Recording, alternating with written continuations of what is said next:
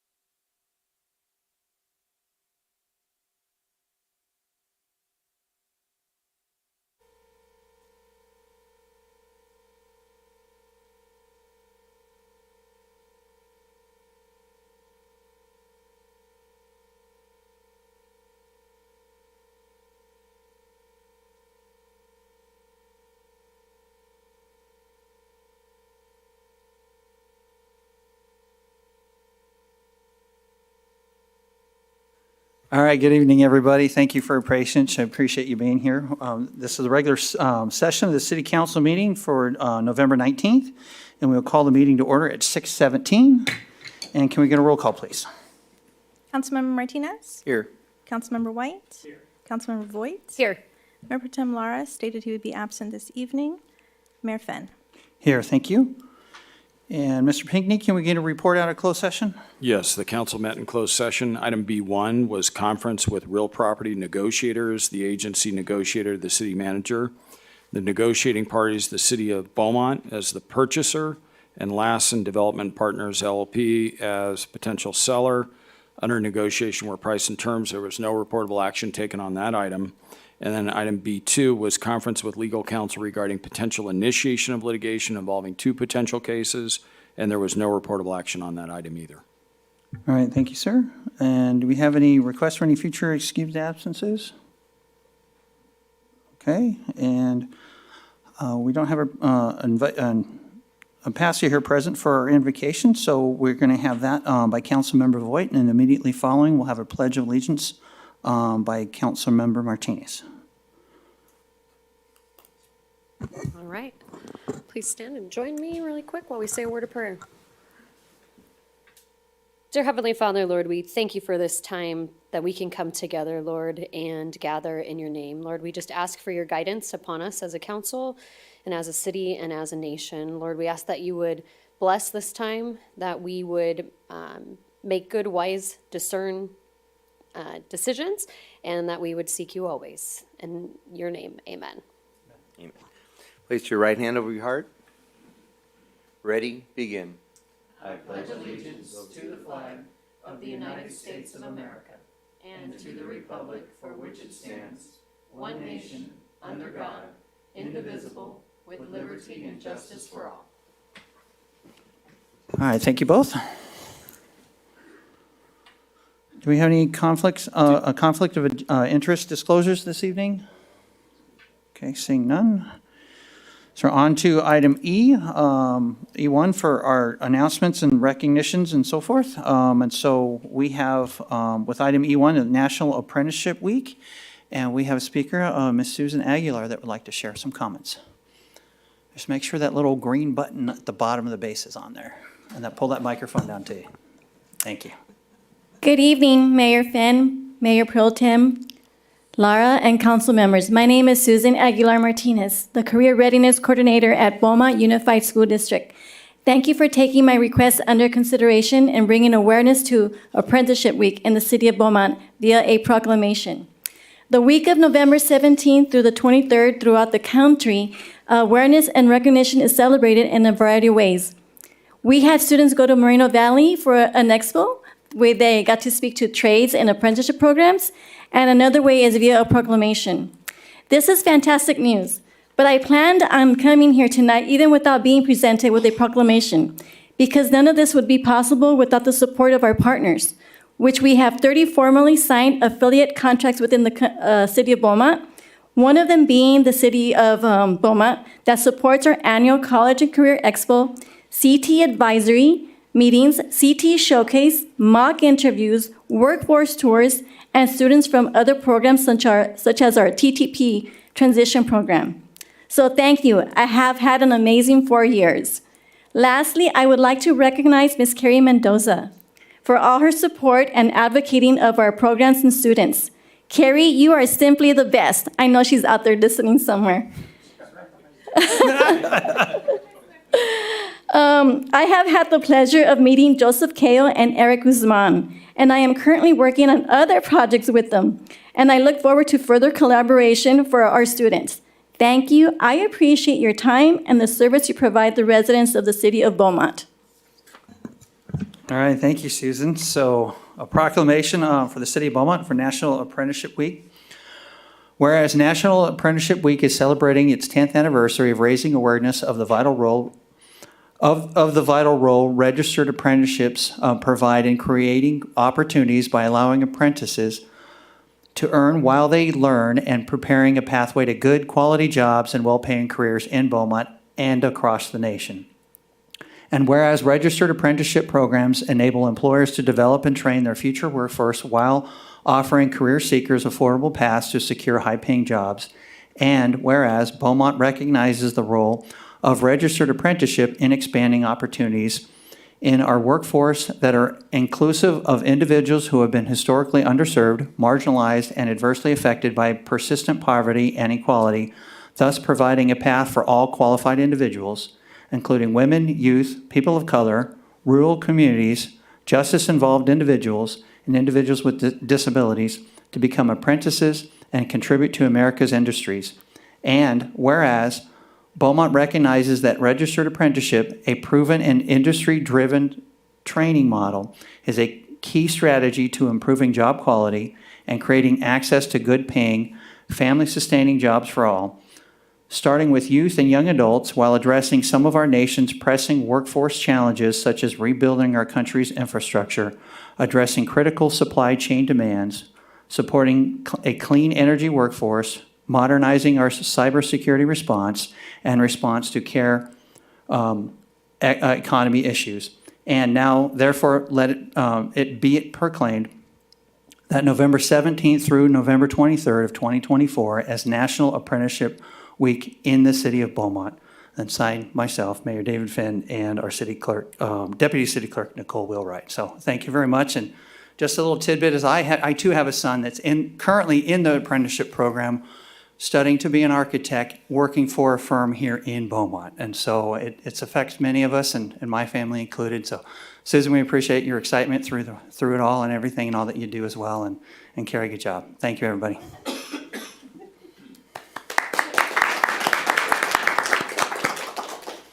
So, you want to come on up here? It'd be easier.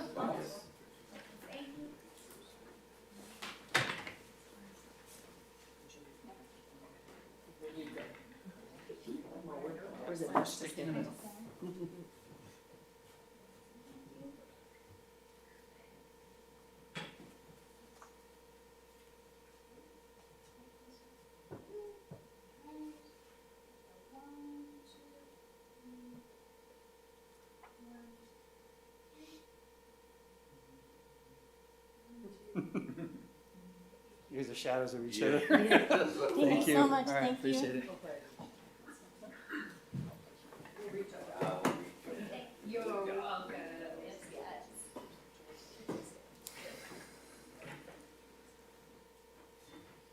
Okay, on to item E2 is the popular annual financial reporting and annual comprehensive financial reports awards. And we'll hand that over to Jennifer Eustace, our finance director.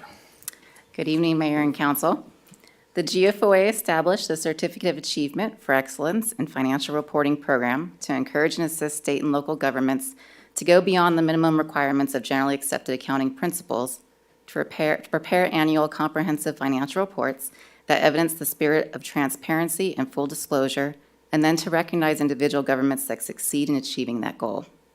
The goal of the program is not to assess the financial health of participating governments, but rather to ensure that users of their financial statements have information they need to do so themselves. I'm happy to report that the city has received this award for the second time for the fiscal year 2023 Annual Comprehensive Financial Report. Also, the GFOA established the popular Annual Financial Reporting Awards Program to encourage and assist state and local governments to extract information from their annual comprehensive financial report to produce high-quality popular annual financial reports specifically designed to be readily accessible and easily understandable to the general public and other interested parties without a background in public finance, and then to recognize the individual governments that are successful in achieving that goal. I'm happy to announce that the city has received this award for the first time for its first popular annual financial report for fiscal year 2023. Something that wasn't on the agenda, GFOA established the Distinguished Budget Presentation Awards Program to encourage and assist state and local governments to prepare budget documents of the very highest quality that reflect both the guidelines established by the National Advisory Council on State and Local Budgeting and the GFOA's best practices on budgeting, and then to recognize individual governments that succeed in achieving that goal. To earn recognition, budget documents must meet program criteria and excel as a policy document, financial plan, operations guide, and communication tool. I'm also happy to announce that the city has received this award for the third time for its fiscal year 2024 budget document. GFOA's Triple Crown recognizes governments who have received GFOA's Certificate of Achievement for Excellence in Financial Reporting, Popular Annual Financial Reporting Award, and the Distinguished Budget Presentation Award. I am extremely happy to report that the City of Beaumont will be placed on this list for receiving all three of these rewards within the same year. Woo-hoo!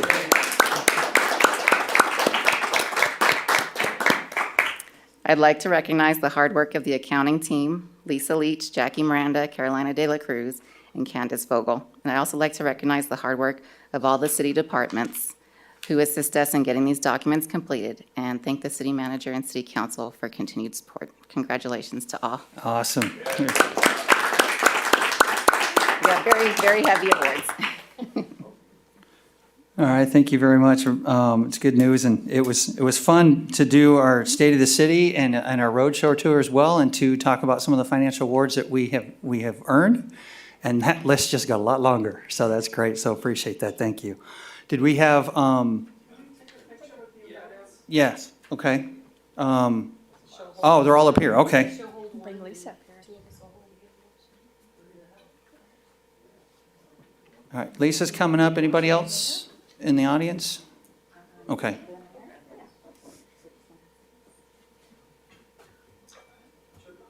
Yeah, no kidding. That's awesome.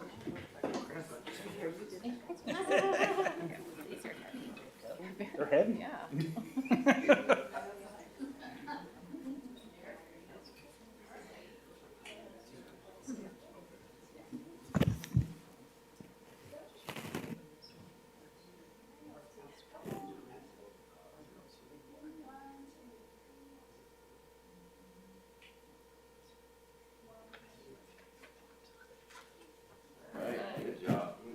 Great job, ladies.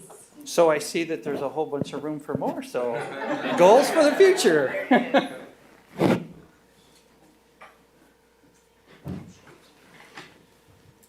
All right, congratulations to everyone involved. We appreciate that. That's wonderful news. So on to item 3, or E3. It's WRCOG, so Western Riverside Council of Governments, and we'll have a presentation on vehicle miles traveled. So, Evening, members of the council. My name is Chris Gray. I'm the WRCOG Deputy Executive Director, and I'm here tonight at the request of Mayor Pro Tem Laura, who's the WRCOG representative. He's heard us talk on VMT mitigation, and this issue for a number of years. He asked me to come out, and unfortunately, he's not here. So I'll just have to give it to him separately. So I want to talk just a little bit about traffic studies, why we do traffic studies, how traffic studies evolved over time. VMT versus level of service. We all grew up with level of service. We all know level of service. Everyone knows level of service. VMT is different than that. Talk a little bit about VMT mitigation. Talk a little bit about why we should still be looking at level service, and talk about fee programs as well. And then, since WRCOG also administers the TUMP Nexus study, the Regional Transportation Uniform Mitigation Fee, I want to give you an update on our Nexus study and implementation to the fee. And so, you may not know this, but we have been doing traffic studies about the same way for 50 or 60 years. And back in the 60s, traffic engineers started being asked, when do we widen a road? And this was first done on a regional level, then on a project level. And so the ultimate question they were dealing with is the transportation system adequate for future growth? And so they came up with a methodology that we still use today. And it's every traffic study generally follows this same format. You look at existing conditions, how much traffic does the project generate, how much growth is there going to be from other projects, is there an impact? If there's an impact, let's fix it. So the models we use are much more advanced than we did 70 years ago, but I started working in 1995, and that's exactly how we did our studies back then. And so the issue became, how do you know when a road needs to be widened or expanded? And so the idea of level of service came up, and this is a congestion metric. And so it refers to essentially delay. So how long it takes you to travel along a corridor, drive through an intersection is the simplest way to think about it. It's just like school. A is good, F is bad. So for many of our roadways, they are usually C, D, E, maybe F during peak hours, but most of the time you are A or B. And everyone had the same approach. If it was F or nearly F, then that triggered some form of mitigation or some form of improvement. And so, for those of you who've been on the council a long time, or been in public policy, or been reviewing traffic studies or environmental documents, it was always the same thing. You had an impact, so what do? You widen an intersection. You widen the roadway. You add a traffic signal. Maybe you extend a turn lane. Maybe if it's a minor impact, you restripe an existing lane. But these were tangible mitigations. And you understood it, and the public understood it. And it was very simple. If I'm going to build 500 homes on a 2-lane road, and that 2-lane road's going to be congested, you widen the 2-lane road. Everyone got it. And so, since the state always makes our life easier, they decided to switch how we do traffic studies. And so what came up with, and this was a recurring issue, is the approach that works for us doesn't necessarily work in dense urban areas. So I did a traffic study once for a new hotel and condo in Beverly Hills at the corner of Wilshire Boulevard and Santa Monica Boulevard. If you've ever been there at 5 o'clock on a Wednesday evening, it's pretty bad. It's really bad. And there's nothing you can do to widen either of those roadways. And many of our urban areas, downtown LA, downtown San Francisco, parts of Orange County, they're bad and you're not going to fix them.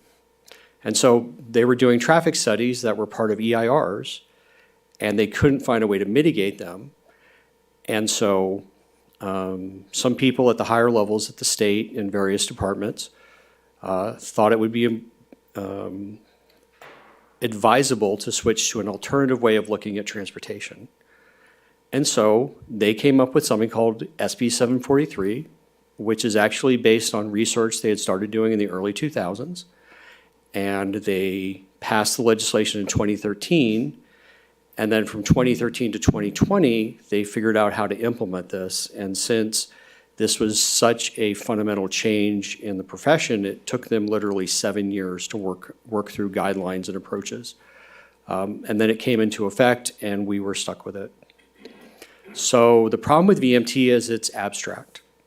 So one VMT is one car going 1 mile. The problem is you can have 10 VMT a lot of different ways. 10 cars going 1 mile, 5 cars going 2 miles, 1 car going 10 miles. It's a very abstract comment. To people who understand level of service, traffic, trip generation, it's a big change. So since you now have to assess impacts based on VMT, you have to also try to mitigate them. And the problem is that's even more abstract. And so here's potential VMT mitigations. First of all, changing the project. Adding, for example, if you have a business park, you could add more retail, so the number of trips leaving that business park can potentially go down, reducing the VMT. You could hand out transit passes. That reduces the VMT. But even more so, you can find offsets, meaning you can reduce VMT somewhere else. Because ultimately, VMT is not a local issue, it is a regional issue, and I will tell you why. For those of you who haven't seen this before, we at WRCOG do regular travel surveys. And I will tell you that, for example, based on our survey, 93% of your residents don't live in Beaumont. By the way, this is on our website, so you can download it yourself. I saw Councilmember Martinez taking a picture. But on a daily basis, half of your trips are leaving the city. You have people that drive to Riverside for work. You have people that are driving to LA and Orange County for work. So that's why VMT is a regional issue. It's not a local issue. And that's why it requires a different approach than traditional level service issues. And so we have known for the past 3 or 4 years this is an issue. And so we have been proactively working on this actively since 2021. And one of the first things we did was we gathered up our regional partners, RCTC, RTA, and RCA as well, because we are looking at habitat conservation as a potential VMT mitigation measure. And so we have finally finished a potential program. And the program essentially is VMT projects that reduce VMT are credits. People who need VMT buy the credits. WRCOG, under our proposal, would be the program administrator. And essentially, money would go back and forth between the people generating the VM credits, the VMT credits, the people needing the VMT credits. And the idea is that we can actually have feasible VMT mitigation. And so just to give you a timeline on this, we have a draft program manual. We're going to be sharing this with our planning directors and public works directors at the meeting on December 2024, which will be in about 3 weeks. And we're going to bring this to our executive committee in 2025. We need permission from the executive committee to actually start a program before anyone else can join. At that point, we'll open up the program, if it's approved, for our various regional partners to join. And if you, just to be really clear, why this matters is if you are building anything new and it needs an environmental document, you have to mitigate your VMT. You want to build a new shopping center, VMT. New subdivision, VMT. New interchange, VMT. Road, VMT. There's very few things that don't generate VMT. Pretty much anything that crosses the dais as city council members is going to be generating VMT. And you're going to need to be able to mitigate that. And so we'll now have a program that can do that. So what we've noticed, though, is the question has come up is, well, what about level of service? And in particular, we've heard from some of our members that developers who are bringing projects in say, oh, wait, we don't need to do level service anymore. Like, you can't make us do that. And so I wanted to tell you, you should be doing level service. And the reason why is one of the fundamental roles of municipalities dating back thousands of years is infrastructure. If you think about the Romans, what are the Romans famous for? Roads and bridges and aqueducts and things like that. And so I would say one of the fundamental core businesses of a local government is building roads and making sure the roadway system accommodates existing and future development. The difference is it's just not part of CEQA documents. And I can tell you that people all over the world do traffic studies very much the same way. I've done work in Singapore. I've done work in China. I spent 5 years working in Florida, unfortunately. They do traffic studies too. We just got this idea that every traffic study had to be a part of CEQA, and it doesn't. And so when a developer comes in with a project proposal, you should be asking them, as part of the approval process, is the roadway system sufficiently adequate for that proposed project? Additionally, we've had folks who've come in and say, well, because of this, I don't have to pay my fees anymore. Again, that's not true. There is specific guidance from the state that says SB 743 has no impact on fee programs. Again, it's just not a CEQA mitigation measure. They're just taking level of service out of CEQA. It doesn't go away. So any roadway fees you have, the TUMP program that we run, the VMT has no impact on that at all. In fact, there's nothing in SB 743 that says you can't operate a roadway-based fee program, and and so that's why we argue it's necessary to do that. So with that concludes my presentation on VMT, and I just want to pivot a little bit and give you an update on where we are with the TUMP program. We administer the regional TUMP program, and we have since 2003. This is a fee on residential and non-residential development, and just keeping with the previous presentation, this does not mitigate CEQA impacts. This ensures that there's adequate roadway infrastructure for this new development. In September 2023, we brought our Nexus study to the WRCOG Executive Committee. It was approved. And as part of that, we will be asking you to approve a new ordinance and fee resolution because the city actually formally participates in the TUMP program through that ordinance. And so you as a city council will be adopting that and going through the public hearings and the other steps that you need. And with that, the new fee schedule will be taking effect roughly April, May 2025, depending on when everyone moves through the process. We do have 20 jurisdictions, so we have the 18 cities, the county, and March JPA, so it's kind of complicated sometimes. So just in case you're curious, here is the fee schedule.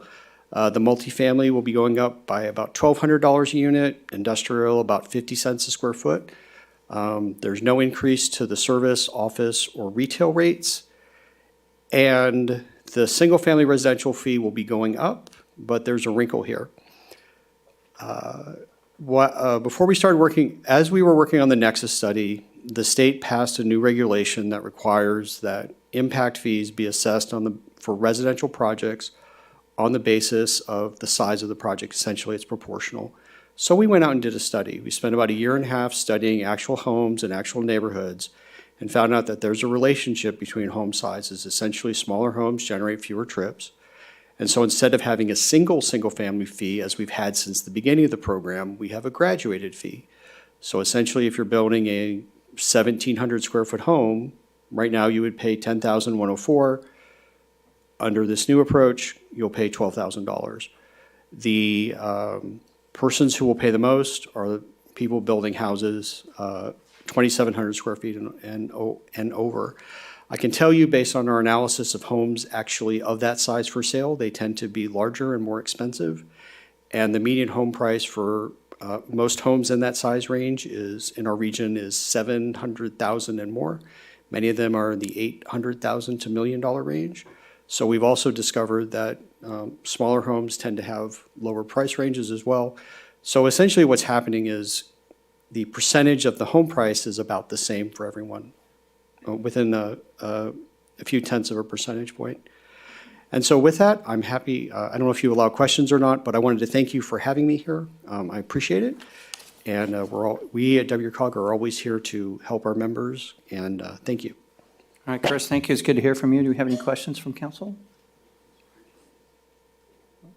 Can we ask questions? So if the city were to build a city like ours, it's not have a shopping center. Correct. If we build one, we're reducing VMT, right? Because people are not traveling out of Beaumont to go to Redlands or the desert or Moreno Valley? You would think so logically. However, you would have to do an analysis to show that you're not increasing the VMT. The state in the state's guidelines on SB 743, which are extensive, by the way, they have made certain assumptions that certain types of projects are presumed to have no impact. So a 50,000 square foot shopping center. You want to build a gas station or a convenience store? No VMT impact. You want to build a 200,000 square foot shopping center? You would have to do some kind of analysis to show that there's no impact. But 45,000 square feet, you'd be okay. Okay, thank you. Interesting stuff. Okay. Any other questions? All right, thanks, Chris. Appreciate you so being much. here. Thank you. Okay, so on to item F, our public comments. Do we have any public comments for any items that are not on tonight's agenda? Yes, sir.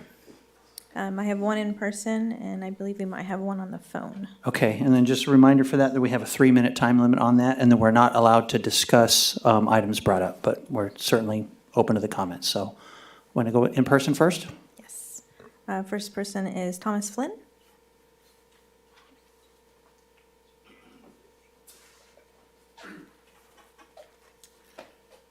Good evening. I've been a resident here in Beaumont for 22 years, and it's about our trees and street sweeping.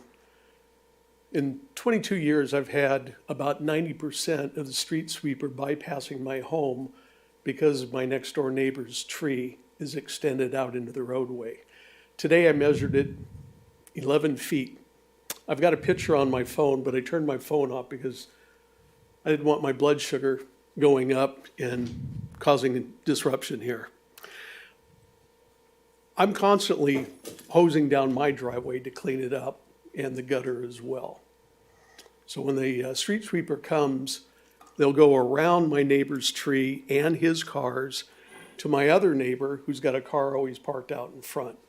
My question is can we increase the revenue by having street sweeping signs and maybe have the trees trimmed. I know the city's not responsible for the trees, but I've discussed it with my neighbor next door and to no avail. He and she they're not gonna do anything. So that's about all I've got to say about the street sweeping, with the abundance of leaves that are all in the street. All right, does that conclude your comment, Mr. Thomas? Yeah. Or Mr. Flynn? Okay, appreciate that, and you're welcome to leave your address with staff, and we can have Well, staff look into that Yeah, they for you. have it. And Okay. if I could show somebody the picture at a later time tonight, just so you can see how wide the tree is going out into the street. Okay. All righty. We'll get that taken care of for you. All right, thank you, Mr. Flynn. Okay, then we have on a call? Mia, do we have a caller on the line for this public comment period? Yes, we do. Just one. Okay, you can go ahead and send it through.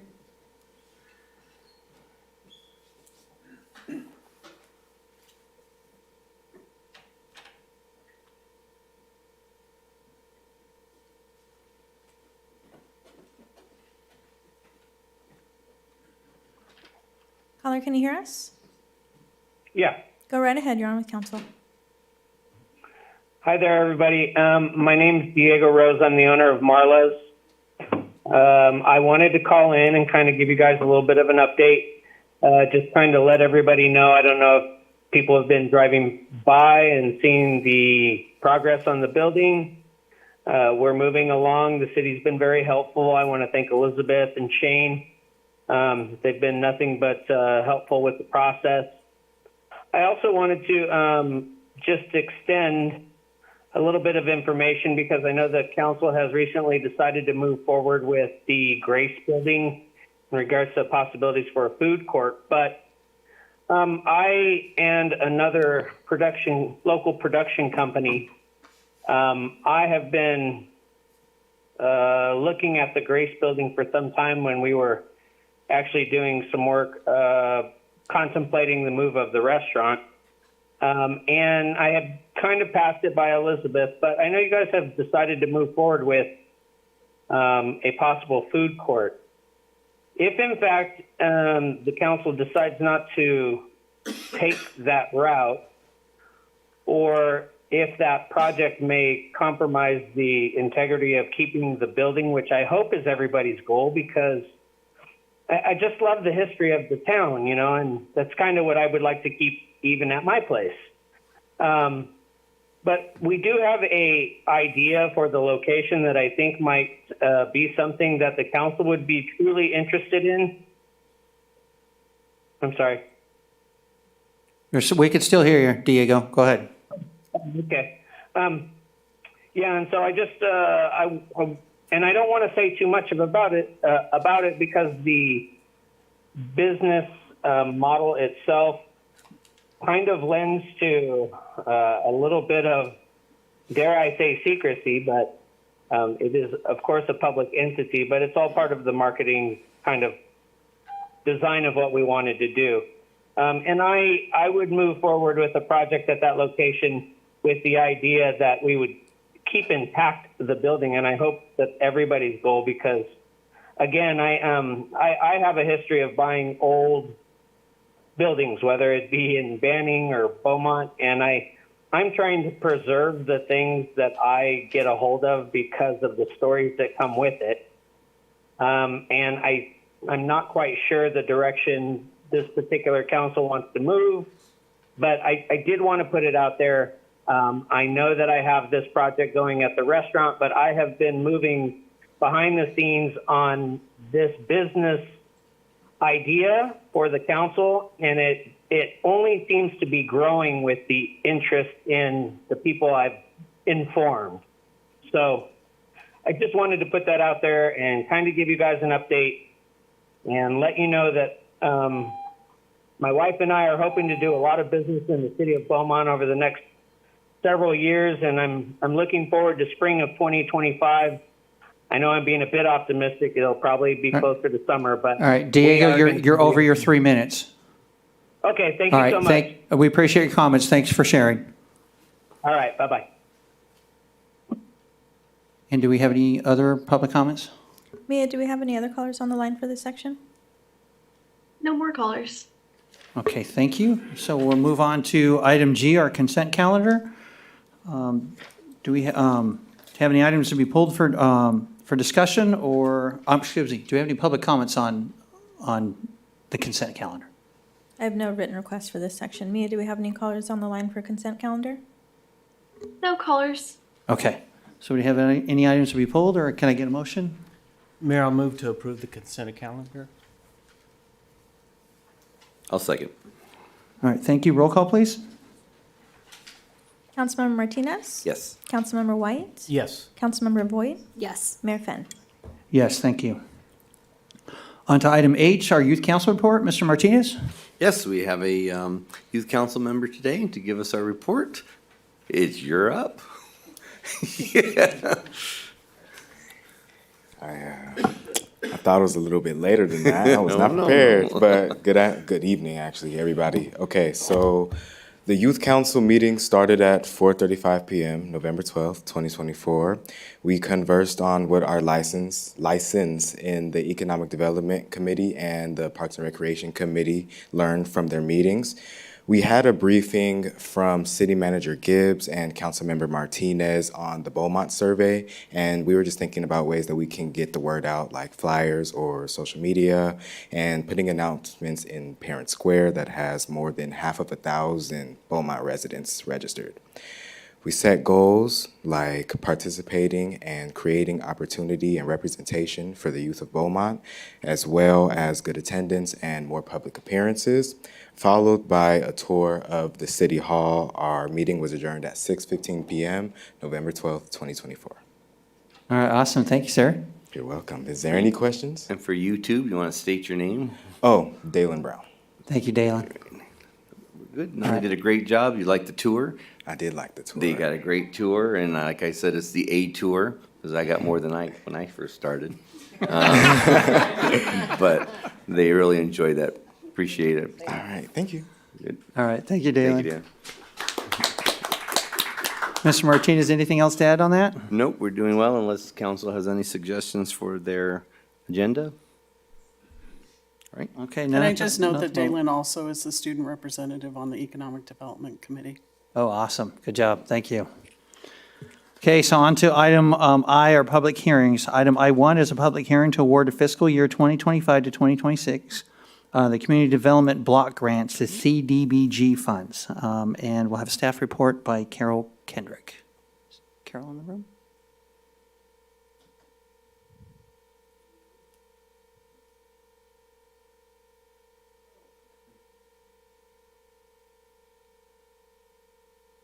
There she is.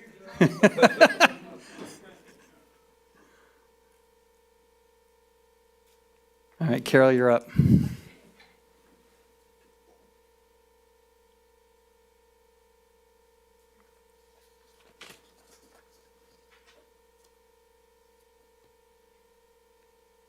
Good evening, Mayor and City Council. Carol Kendrick, Interim Community Development Director.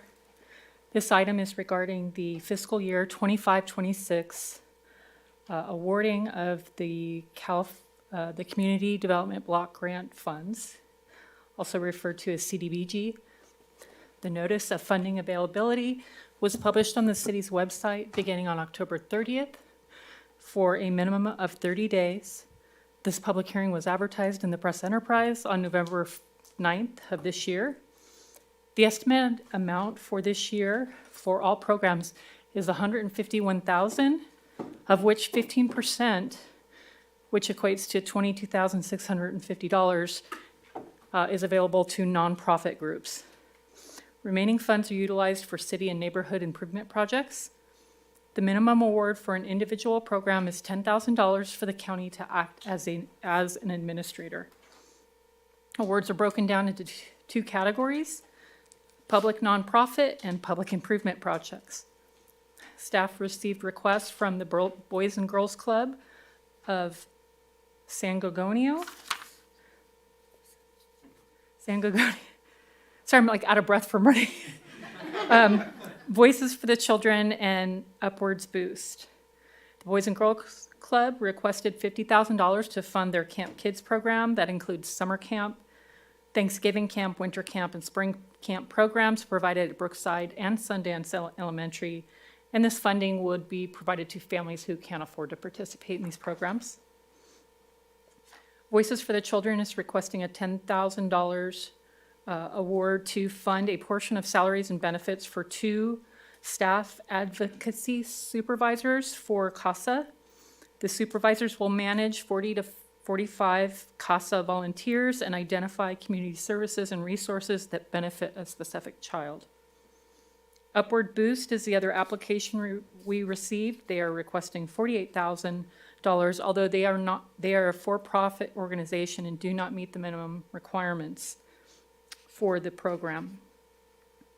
And then for the public improvements, we have the pedestrian safety project with $350,000 that includes the installation of sidewalks, curb, gutter, where none exist or none are in need or are in need of repair. So that concludes my presentation, and staff would recommend that you hold a public hearing and approve and authorize staff to submit a CDBG application for the City of Beaumont pedestrian safety project and give authority to the city manager to reduce or increase the amounts funded to the projects based on the final amount of the funding available to the City of Beaumont, and approve and authorize staff to submit a CDBG application for Voices for Children in the amount of $10,000 and the remaining to the Boys and Girls Club of San Gorgonio Pass, subject to the conditions of the CDBG program as provided by Riverside County EDA. And I do believe we have representatives from the Boys and Girls Club, and we did reach out to Voices for the Children. This concludes my presentation. All right, thank you, Carol. And so we will open the public hearing at 6:59. And do we have any public comments? Yes, sir.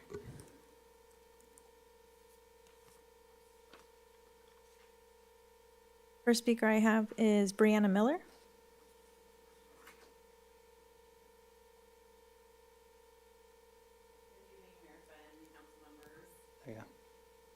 On. There we go. There you go.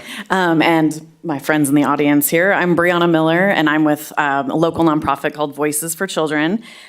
We have the privilege and the responsibility of providing trained, volunteer, court-appointed special advocates, or CASAs, to children in foster care. CASAs are volunteers from all backgrounds who make the commitment to advocate for the safety, needs, and well-being of one child or one sibling set who are experiencing foster care. CASAs get to know the children by spending time with them out in the community. They get to know their hopes, their wants, their dreams, all that good stuff.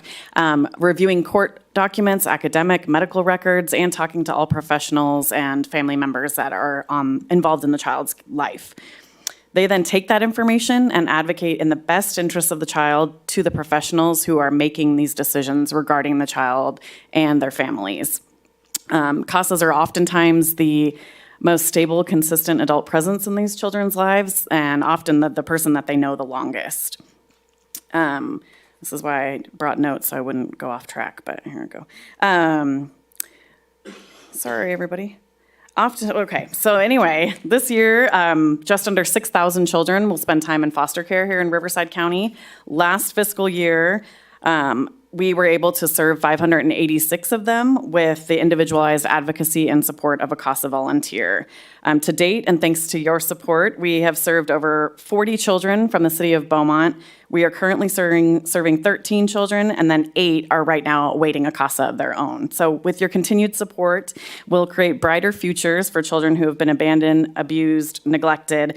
Children like 14-year-old Hope, who, after suffering an injury, found herself in the hospital. Her CASA, who had really only met her one time before that, scheduled a visit at the hospital as soon as she could.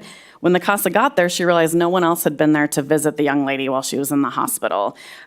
So Hope was so excited and moved by the CASA's visit and very excited about the flowers that the CASA had brought with her. She wanted to hang them upside down so she could preserve them and all that good stuff. And so on the way out, she told her CASA, "Thank you for reminding me that I matter." So thank you so much for your support of our mission, and thank you for the opportunity to thank you all publicly. Have a good evening. All right, thank you, Brianna. Any questions? Hold tight, we may have them afterwards. Thank you. Next speaker is George Sinatra. Good evening, Mayor, City Council. Thank you for letting me be here. I'm with the Boys and Girls Club of the San Gorgonio Pass.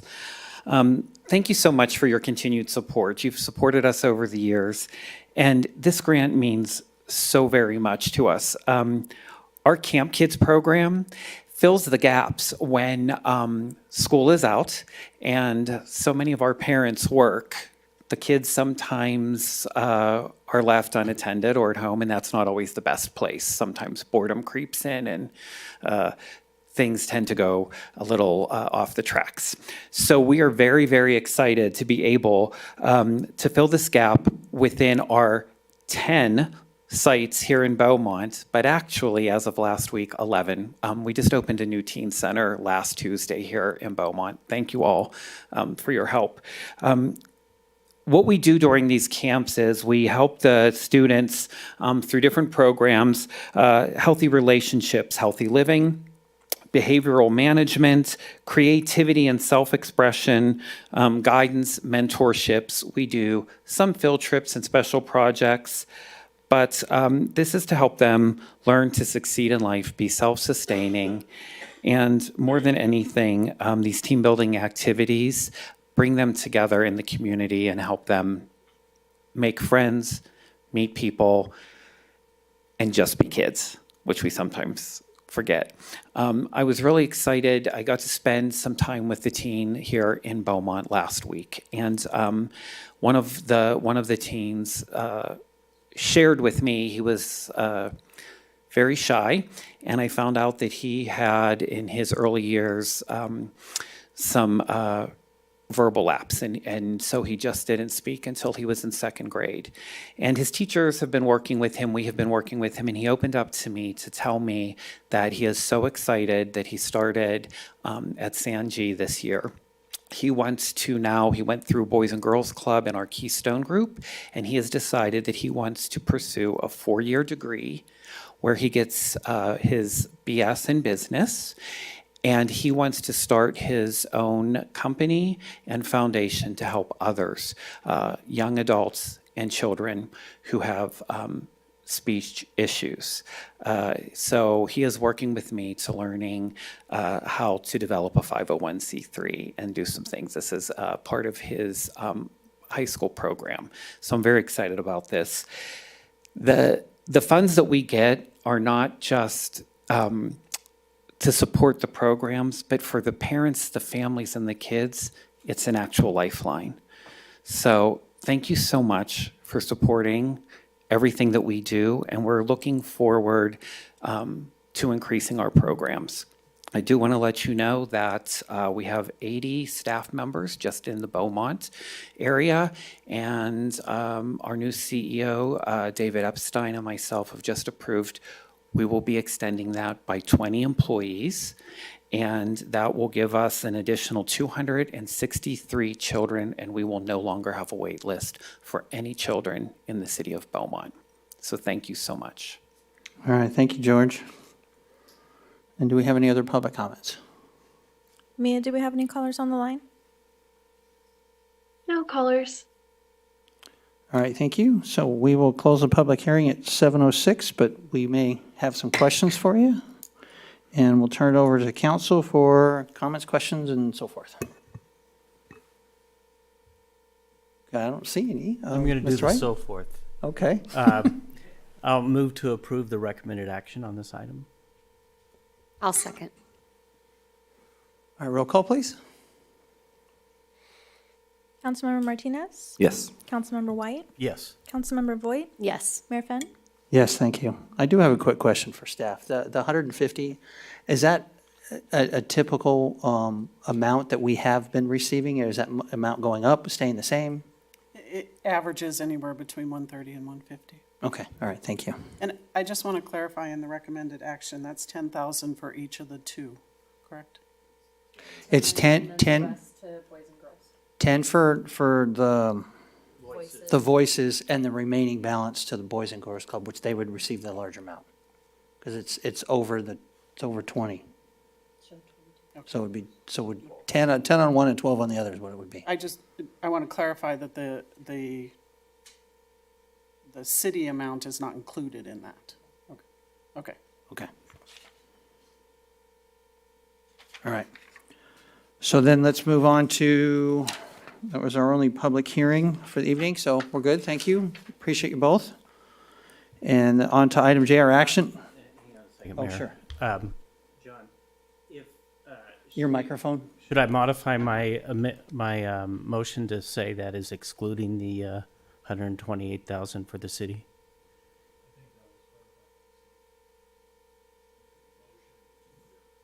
Okay, because the recommended action could be read the other way. It could be read 10,000 for Voices and the remaining amount to. Well, does everybody agree that the motion is modified based on the comments by the city manager clarifying things? Yes, sir. Okay. Okay. So it's clear. All right, thank you. Okay, on to our action items. Item J1, our special event fee waiver. It's consideration of a special event fee waiver request by Beaumont Cherry Valley Recreation and Parks District, and a staff report by Elizabeth Gibbs. Thank you, Mayor. Before I forget, I just want to make a note that the Park District does have a staff member on Zoom if there's any questions. I just lost my screen. So every year, the Park District puts on a Winterfest event. This year, it will be held at the Noble Creek Park on Oak Valley Parkway. They estimate about 1,200 attendees. The Park District reached out to me last week and asked for a fee waiver for any and all fees included in processing their special event application. The special event application will go to the DRC, the Design Review Committee, on Thursday. So I don't have a list of those conditions for the event. However, the fee waiver request does fall in line with the adopted special event fee waiver policy that council previously adopted. And the fiscal impact is up to $5,000, which is the deposit for any major special event. And so with that, I'm available for questions. I do recommend the fee waiver, and there is a resolution in your package that needs to be adopted. All right, thank you. And do we have any public comments? I don't have any written requests. Mia, do we have any callers on the line? Yes, I have one caller. Okay, go ahead and send them through.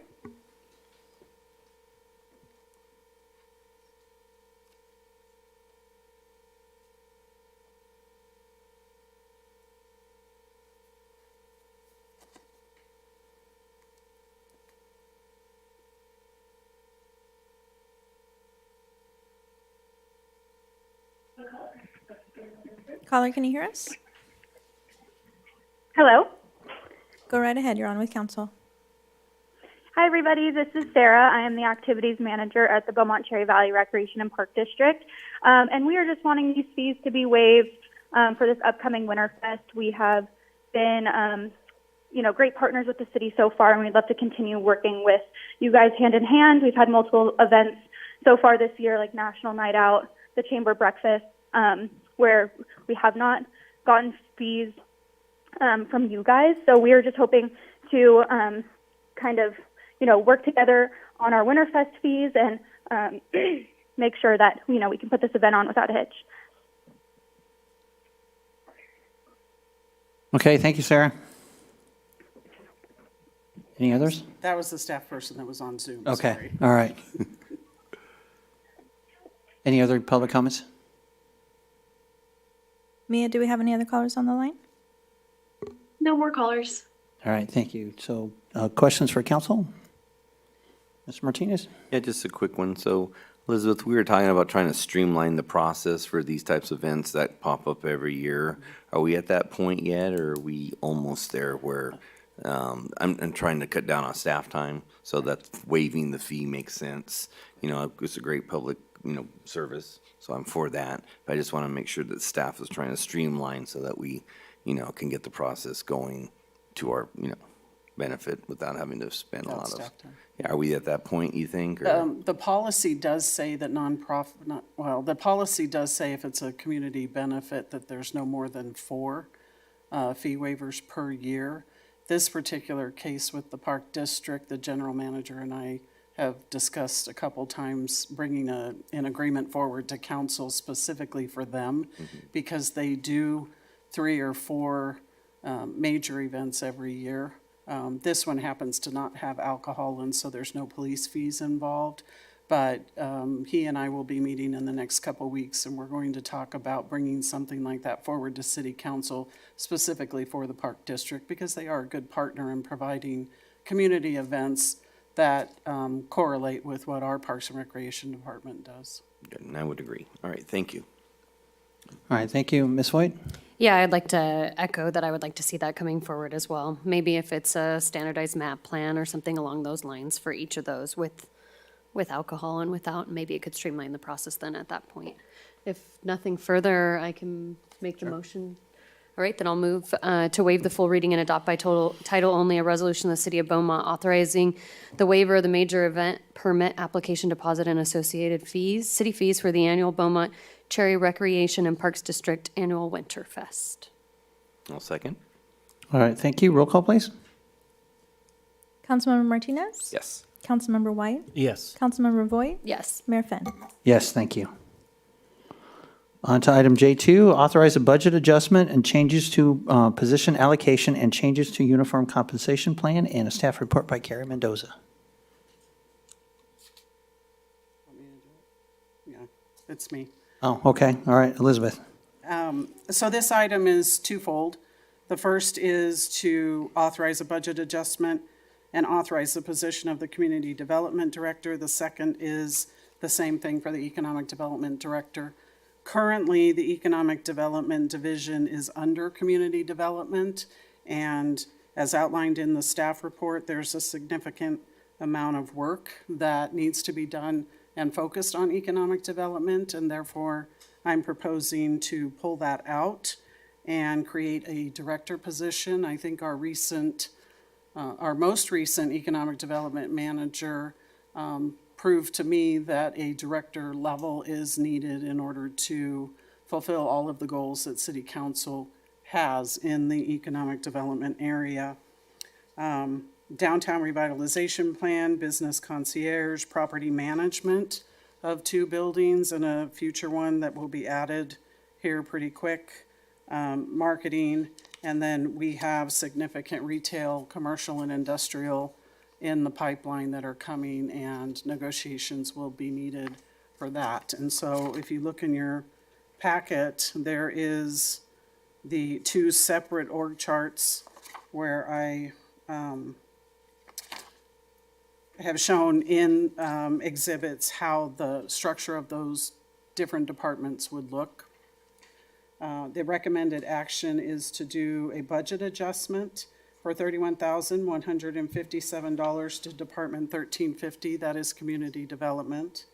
Approve the addition of 1 Economic Development Director position in the Uniform Compensation Plan, and then approve a budget adjustment of $147,185 to Department 1235, which is the Economic Development Department Code.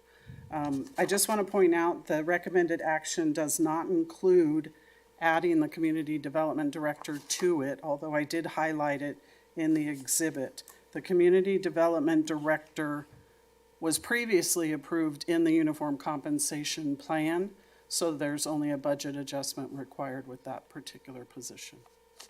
And I'm happy to take any questions. Okay, thank you. And do we have any public comments? I have no written requests. Mia, do we have any callers on the line? No callers. Okay, council discussion? Ms. Voigt? Yeah, can you just describe the difference in roles between the Community Development Director and the Economic Development Director? The Community Development Director focuses on planning and building, permit processing, planning applications. Right now, it does have code enforcement under it. It also includes your fire safety, your fire marshal division. Economic development is, and the chief building official. Economic development is really focused on bringing businesses to the city, sustaining the businesses that are here, helping those businesses increase employment for our local residents, negotiating development agreements with our larger retail and commercial industrial partners. And now we've entered the world of property management, so. Excellent. Thank you for that. All right, thank you. Mr. White? Yeah, who would the economic development or development director report to? Me, the city manager. And what is the annual salary for that? I know on this step it's 100 to 92. What does that relate to financially? It tops out at 210, Carrie? The last page isn't in just the uniform compensation. And do you remember? It's about 5% lower than the other executives. Do you remember what the previous economic development director was receiving? We've never had an economic development director. The gentleman that we had before that's no longer here, what was his role? He was a manager. Okay. Thank you. I think I just have one last Sure, question, go if I ahead. could. So, community development director and economic development director would be reporting directly to you. Correct. If All right. no other questions. Mr. Martinez? I just want to comment that I think to take this step to try to get a director into that, especially the economic development area department, is critical. Having a manager is important, but having the caliber that we need to really move forward, we need a director in that position. And I think this is the first step to try to grow that department.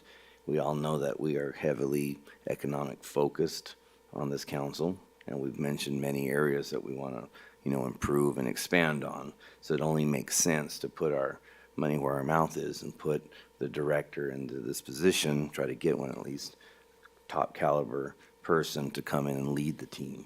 Our manager's already in the budget to try to fill, so if we can get both of them, we'd have a director and a manager, and I'd be comfortable definitely trying to expand our economic horizon with that.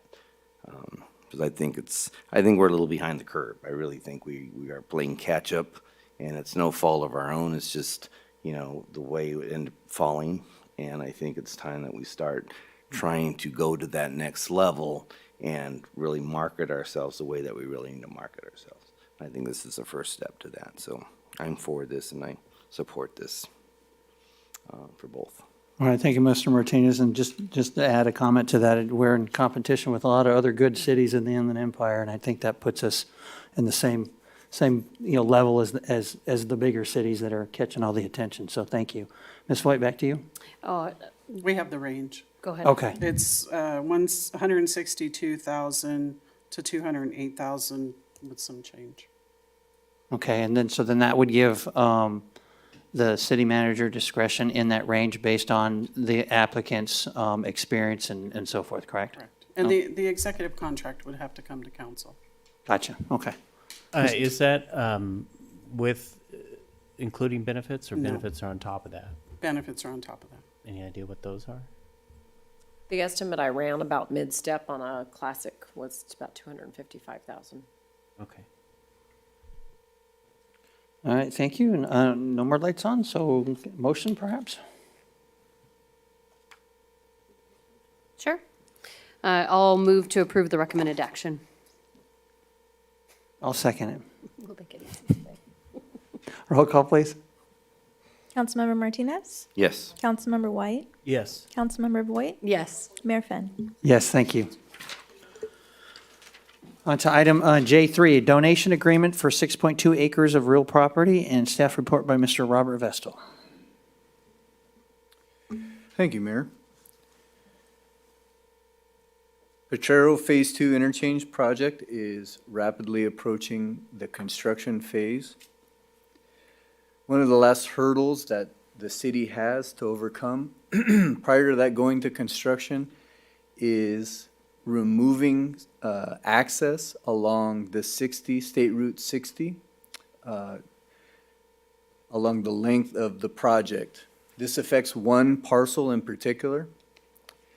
In order for Caltrans and the city to remove access directly to the State Route 60, the city has to obtain an easement or obtain property south of that individual property. It's in the staff report, it's identified as the Hall property. So city and RCTC have negotiated with Lassen to obtain that parcel to provide access to Hall property. Lassen has agreed to donate the property to the city. There are some obligations that the city will have to inherit when they take possession of that property. They are identified in the staff report, also in the attachments. The greatest one of significance is the establishment of a conservation easement to the Rivers and Land Conservation.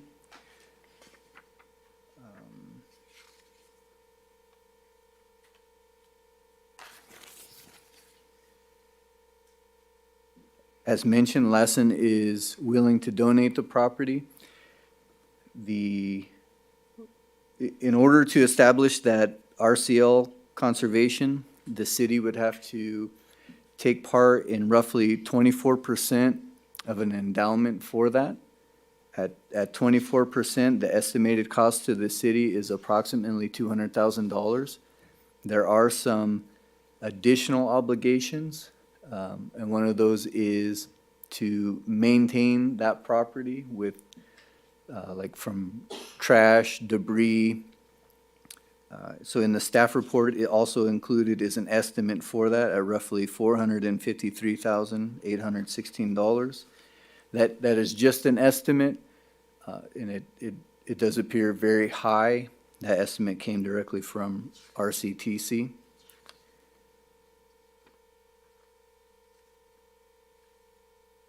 So with that, staff is recommending that the city approve the donation agreement and acquire the Lassen property for the future development of, or the transition into construction phase for Potrero. That concludes my presentation. Staff is available for any questions or comments. All right, thank you, Robert. And do we have any public comments? Yes, sir. Bruce McDonald?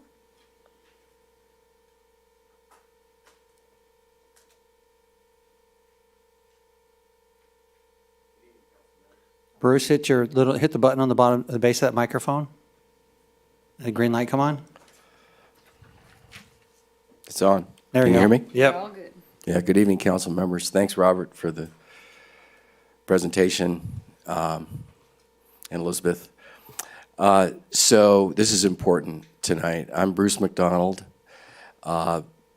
We own property adjacent to the donation property. That's an open space parcel that we own under the entity called MPLD. Since our original acquisition or MPLD, it's now owned by our association, which we control as well. It's 19 acres adjacent to the 6 acres that the city is contemplating receiving by a donation from Lassen. This is important tonight because it's going to facilitate the vision of the interchange. It's the last puzzle, the last piece in order for that construction to start. So in 2019, if you remember, the bridge was built. We helped facilitate that. And now we have some on and off ramps that will pleasantly be hopefully completed soon. I'm here tonight to just inform you and clarify a few things that's all contained in Robert's report.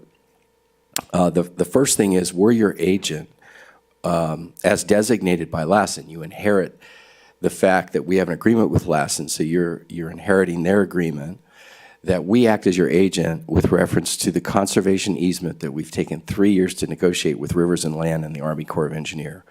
We're on the 18th tee box to finish it, but we're going to put ourselves on hold until we have a new partner.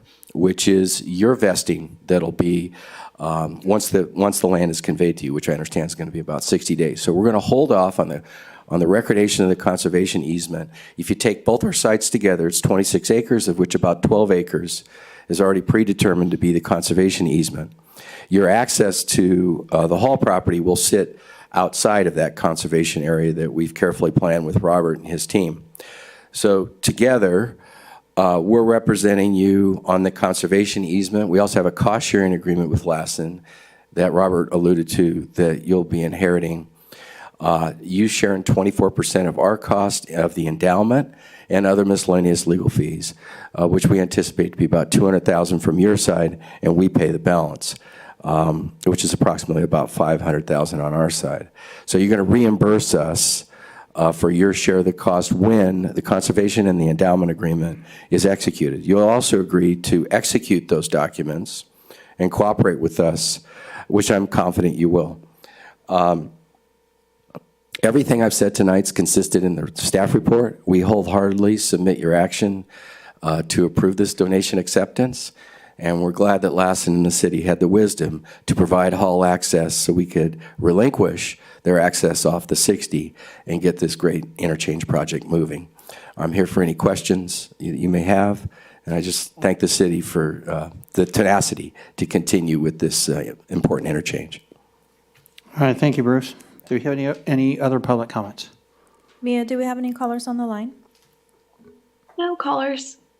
All right, thank you. We'll turn the time over to council for comments and questions. Ms. Foy, go ahead. Yeah, Robert, this question is just for you. What is the risk, obviously, if we don't take the donation? My assumption is we lose out on some funding because we have timeframes. Can you just kind of speak to that? Yeah, absolutely. We received approximately $33 million from the TSEP grant that has very strict timing on when we can obligate those funds for construction. That timing is approaching very quickly. In fact, our deadline is September of 2025. We anticipate the plans being done in February, and then in between then out to bid and all of the other necessary steps to enter construction. Should the city not obtain the Lassen parcel, there's really very few options available to staff, to RCTC, and even to Caltrans to provide access to the Hall property. Thank you. Any other comments or questions, or perhaps a motion? I have a question. Sure. You said that there was a deadline of September 25. What is that deadline? Starting construction, starting the bid? Where do we have to be at that point? Sure, it's to obligate the funds. So Okay. we have to, I think it's even prior to September 2025. I don't have the exact date in front of me, but this city has to obligate the funds towards construction to meet the deadline. Okay, thank you. Ms. Foy? If nothing further, I will make a motion to authorize the city manager to execute a donation agreement between Lassen Development Partners LLP and the city of Beaumont for 6.26 acres of real property located in the county of Riverside. The APM is listed in the agenda. All right, thank you. I'll second that. Roll call, please. Councilmember Martinez? Yes. Councilmember White? Yes. Councilmember Voigt? Yes. Mayor Fenn? Yes, thank you. And thank you, Bruce. So on to item J4, planning project and building permit tracking. And we have a staff report by Carol Kendrick.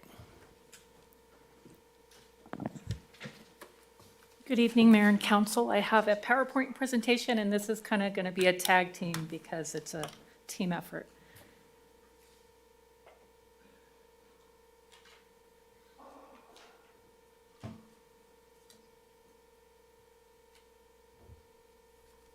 Do I get it full screen?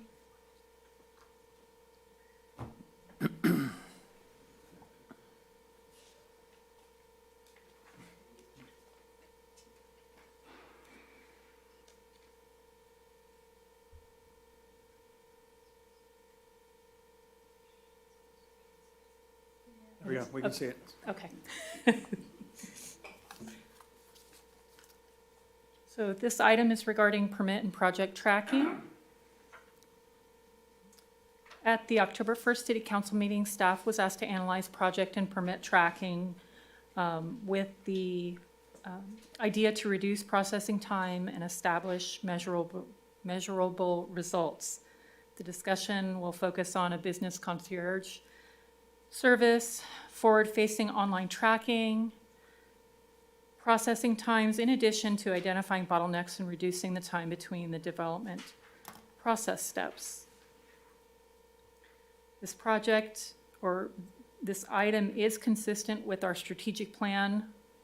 Its target number 3 goal, economic development goal 7, priority level 4, intended to strengthen existing business relationships. It will also help to meet several of our general plan implementation goals, including LUCD 5, that works to find efficiencies and make development permitting as simple and as transparent as possible, and establish online permitting processes where possible, and integrate GIS functionality with permitting and planning. LUCD 10 establishes a monitoring and reporting system for land use development within the city. Key metrics may include housing by type and income level, commercial floor areas, jobs, vehicle miles traveled, and greenhouse gas emissions. Report of annual changes to the Planning Commission and City Council. For the EDF 19, it is to create a one-stop shop process to streamline the permit review process that facilitates business attraction, retention, and expansion of projects. And the DAP 3 establishes procedures to expedite permitting in the downtown. So we'll start with economic development. Economic development is kind of the first step in the process.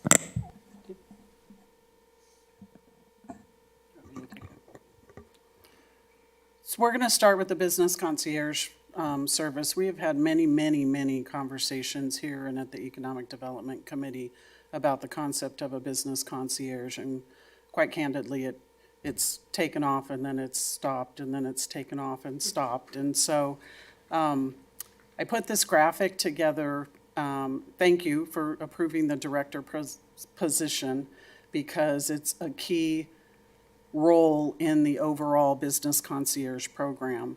And so right now, if you look to the right of the screen where the management analyst position is, that position facilitates programs, and it is the static point of contact for all small businesses. It does the key performance indicators, as well as this particular position is cross-trained in building and safety, which makes it extremely beneficial when talking to small businesses about permit tracking and what the next step is.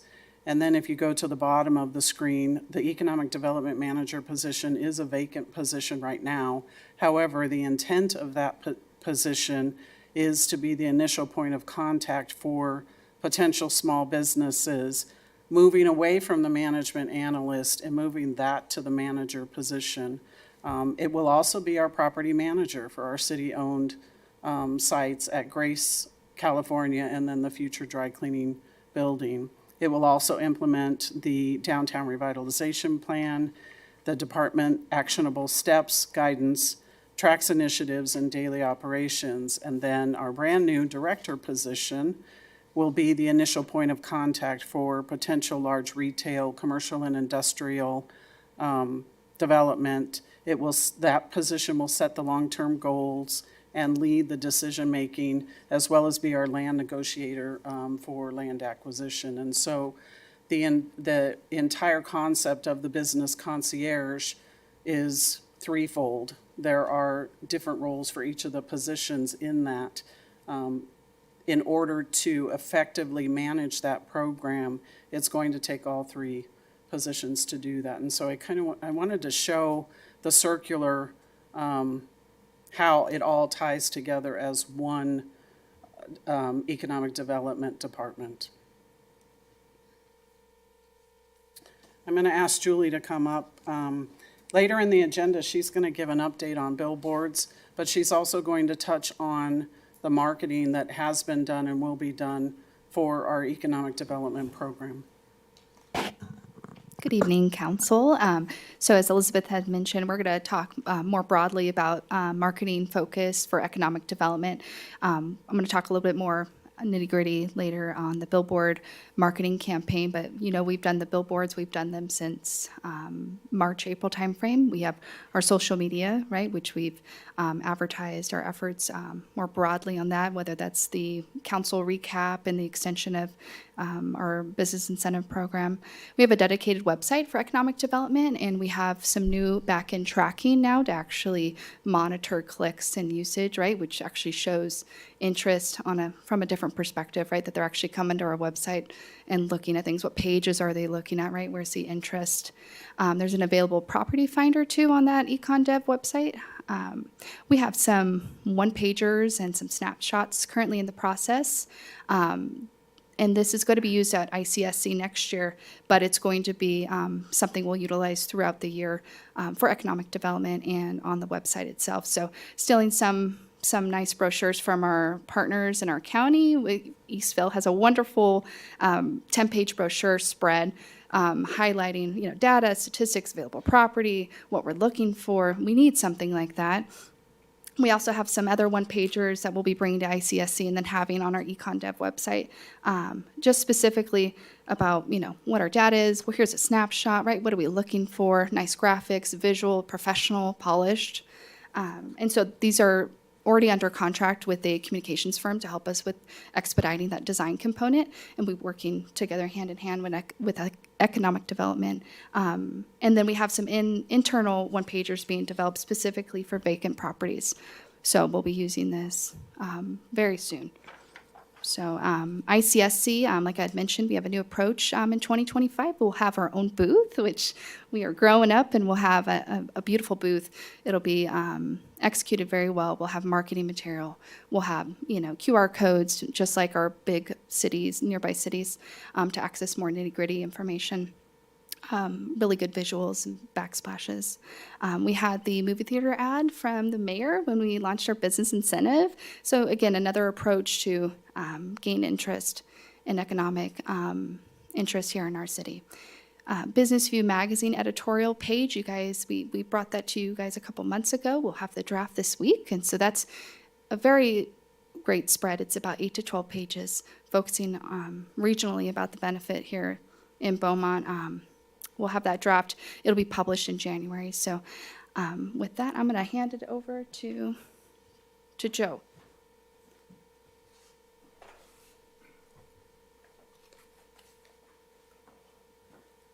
Good evening, Mayor and Council. Just to speak on some final items here.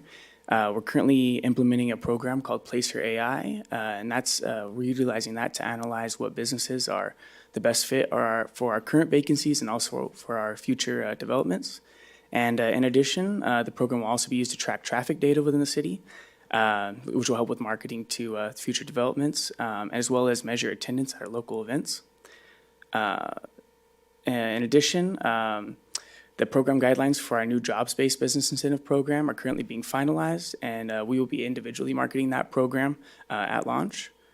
And in preparation for ICSC 2025, we're going to be obtaining a hotel feasibility study that will be presented to potential investors to show that a hotel would be a sound and profitable investment in the city. Okay. Before we start going into case studies, I wanted to talk a little bit about the mandates that different departments have to follow. So one of the big ones for the Planning Department is the Permit Streamlining Act. And what the Permit Streamlining Act says is that once we receive an application that's generally complete, we have to review it and provide written documentation, a written letter saying that it's either been deemed complete with all, their plans are complete, or we have to tell them they're incomplete and let them know what those items are. One of the failures of doing this letter within the 30 days does give the applicant the power to request to go to a public hearing. So they could not have CEQA review, not go through additional reviews. So there's applicants that know this, so the Permit Streamlining Act is very important. However, it doesn't apply to legislative items, so anything with a general plan amendment, a zone change, a specific plan or specific plan amendment. It does not apply to subdivision maps, and it does not apply to ministerial or administrative applications. So typically what you see this applying to is your conditional use permits and your plot plans. So when projects are traveling, sometimes we'll have some case studies that have some legislative, some quasi-judicial, and other things. They all travel together, but we are very focused on getting that comment letter out within 30 days. Your screen isn't lined up with. See if IT can fix it. Julie's asking.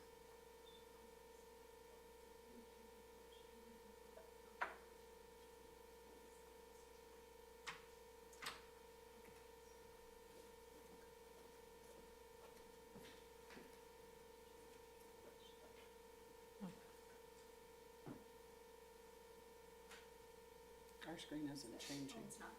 No. You all have hard copies.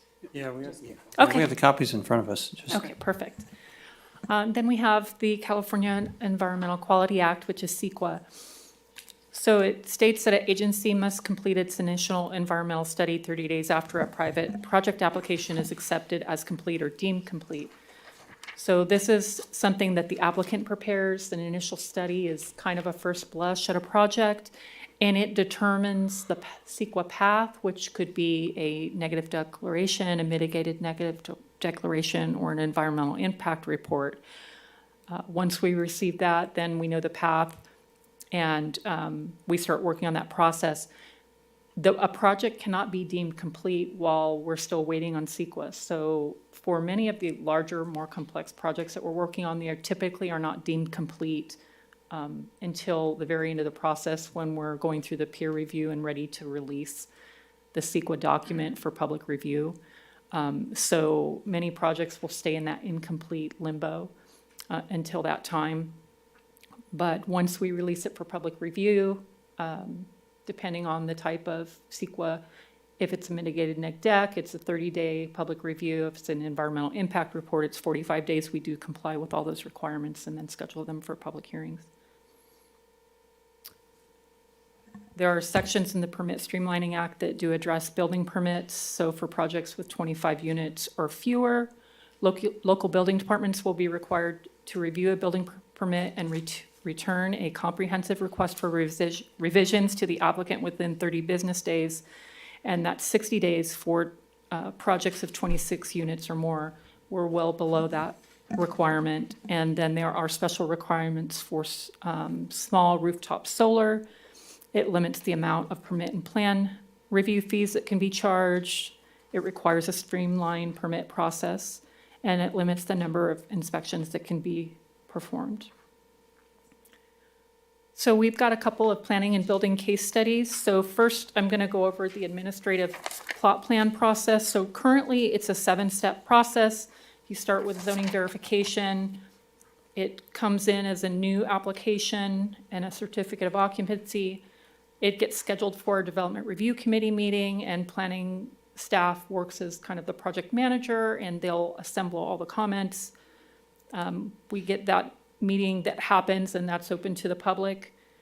The application is inputted, and we provide an invoice for the applicant, and then we provide a comment or a correction letter to the applicant. If it's a comment letter and approval letter, it's required to be signed and returned to planning. Once we receive that signature on those conditions of approval, they can start with the building staff in requesting a certificate of occupancy application, which is invoiced, and once payment is received, the applicant can start requesting building and fire fees, inspections. So for the administrative plot plan, I have 2 case studies, one that took a little bit longer. So we had the Spiritual Boutique.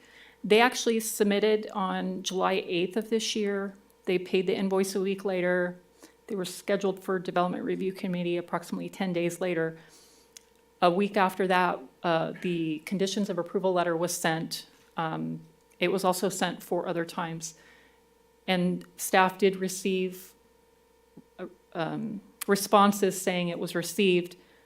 We received signed conditions on October 23rd. So there was a significant delay in trying to get those signed conditions back. The C of O was processed and routed for department review on the same day that we received the signed conditions. The reviews were completed within 5 days, an invoice sent the following day, fees paid approximately a week and a half later, and inspections occurred 5 days later. So that process took a little bit longer than normal. And then Nata Construction, they applied for an administrative plot plan on July 1st. That process was completed for planning on July 18th. So that took about 17 days to get through the planning process. They started with the building process on July 19th and completed their process in mid-August. So that's kind of a good case scenario. And then I wanted to go into entitlement applications. And just so you know, one size doesn't fit all. Every project is different, has a different scope. There's no easy properties left, so there could be underlying things that are specific to that. But if you remember Summit Station, so that was 9 applications. They submitted on August 20th of 21, and they were at City Council about 14 months later. This project had a great development team that was very responsive in resubmitting applications. We met biweekly to keep the project on track. So this is kind of a good example of something moving through the process very quickly. And this is a complicated project that had several moving parts, legislative and quasi-judicial. And then one that was recently approved is Beaumont Village. So we had 6 applications. This project was in processing for 5 years, but what you can see is that there was a very large delay between resubmittals from the applicant. So sometimes it ranged up to 9 months between resubmittals. So just to highlight, it's really a work in progress between the applicants and staff. So we are certainly, try to encourage them to get things back into staff so that we can keep forward momentum on their projects. And some of the items that we've implemented to date is we allow the applicants to attend our Development Review Committee meetings. That's been occurring since early October, and that has been well received by the development community. We did institute a general planning email, so we're starting to direct our community to that general email, so that way if somebody's out of the office or it's going in where all staff can check that. So we're hoping to reduce delays.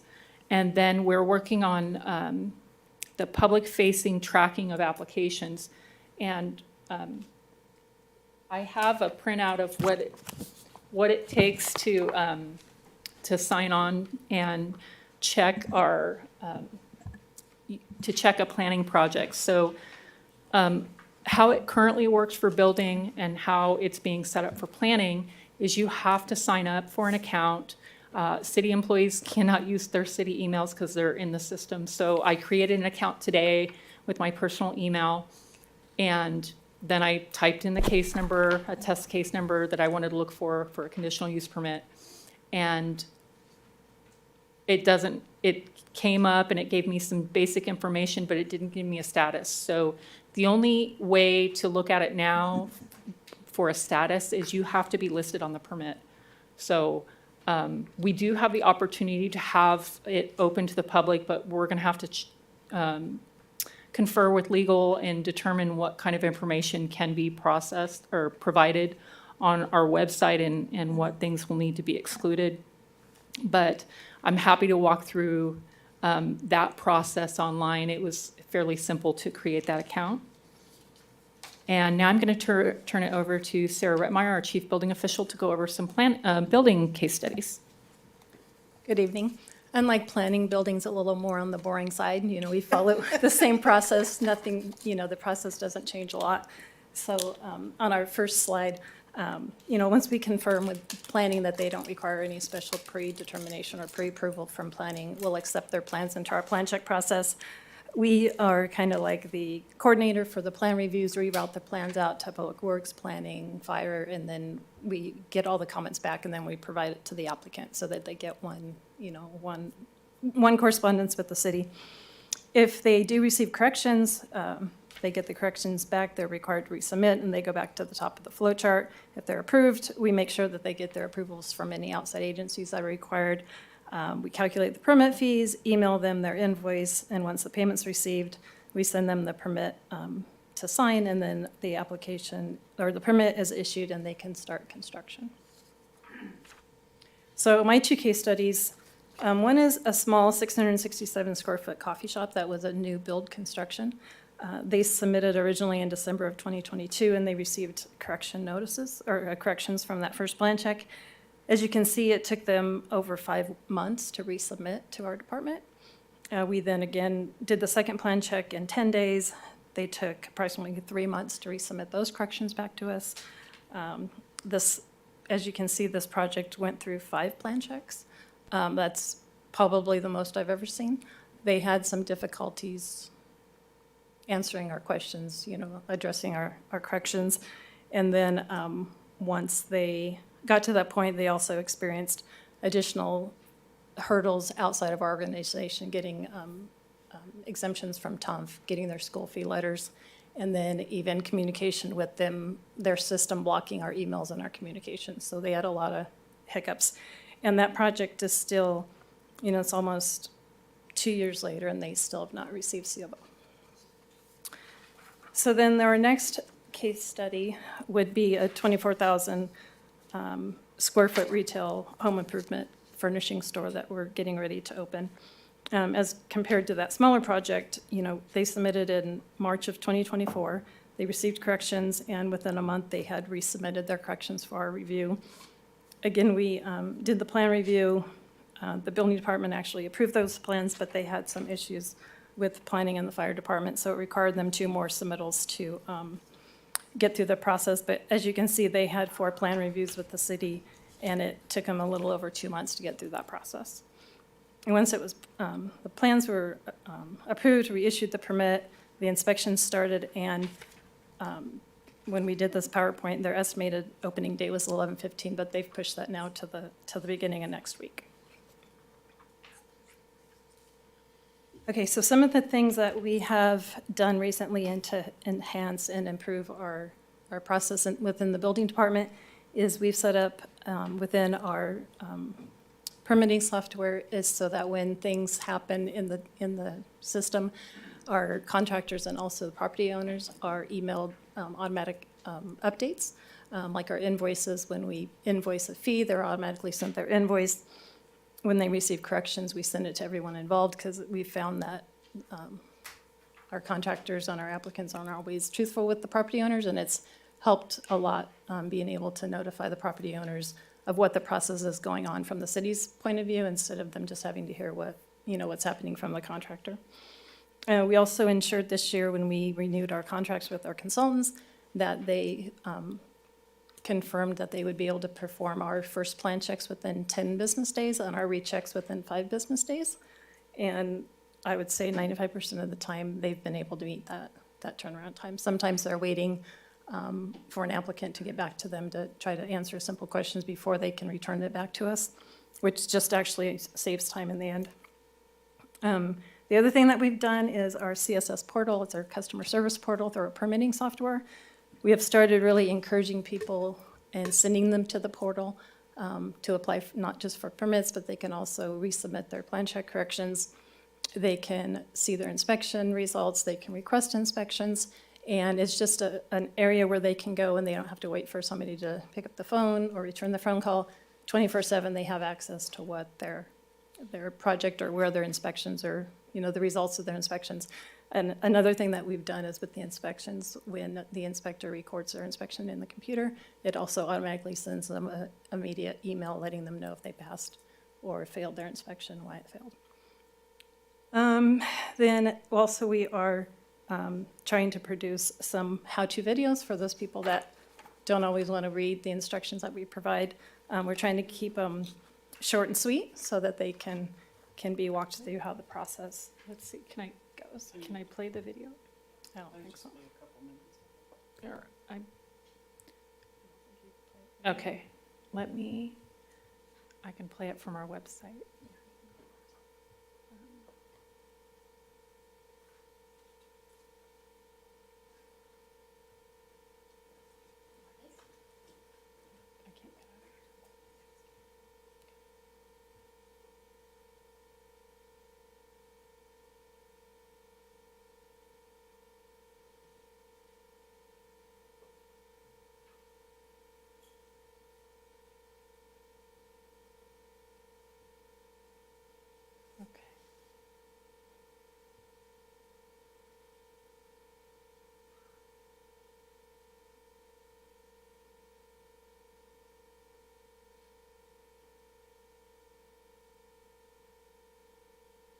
It's the live stream of this.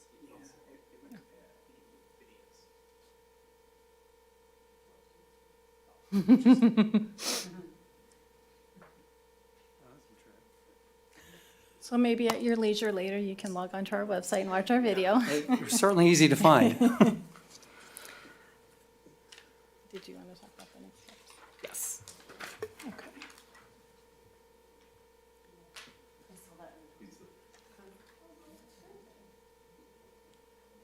Okay.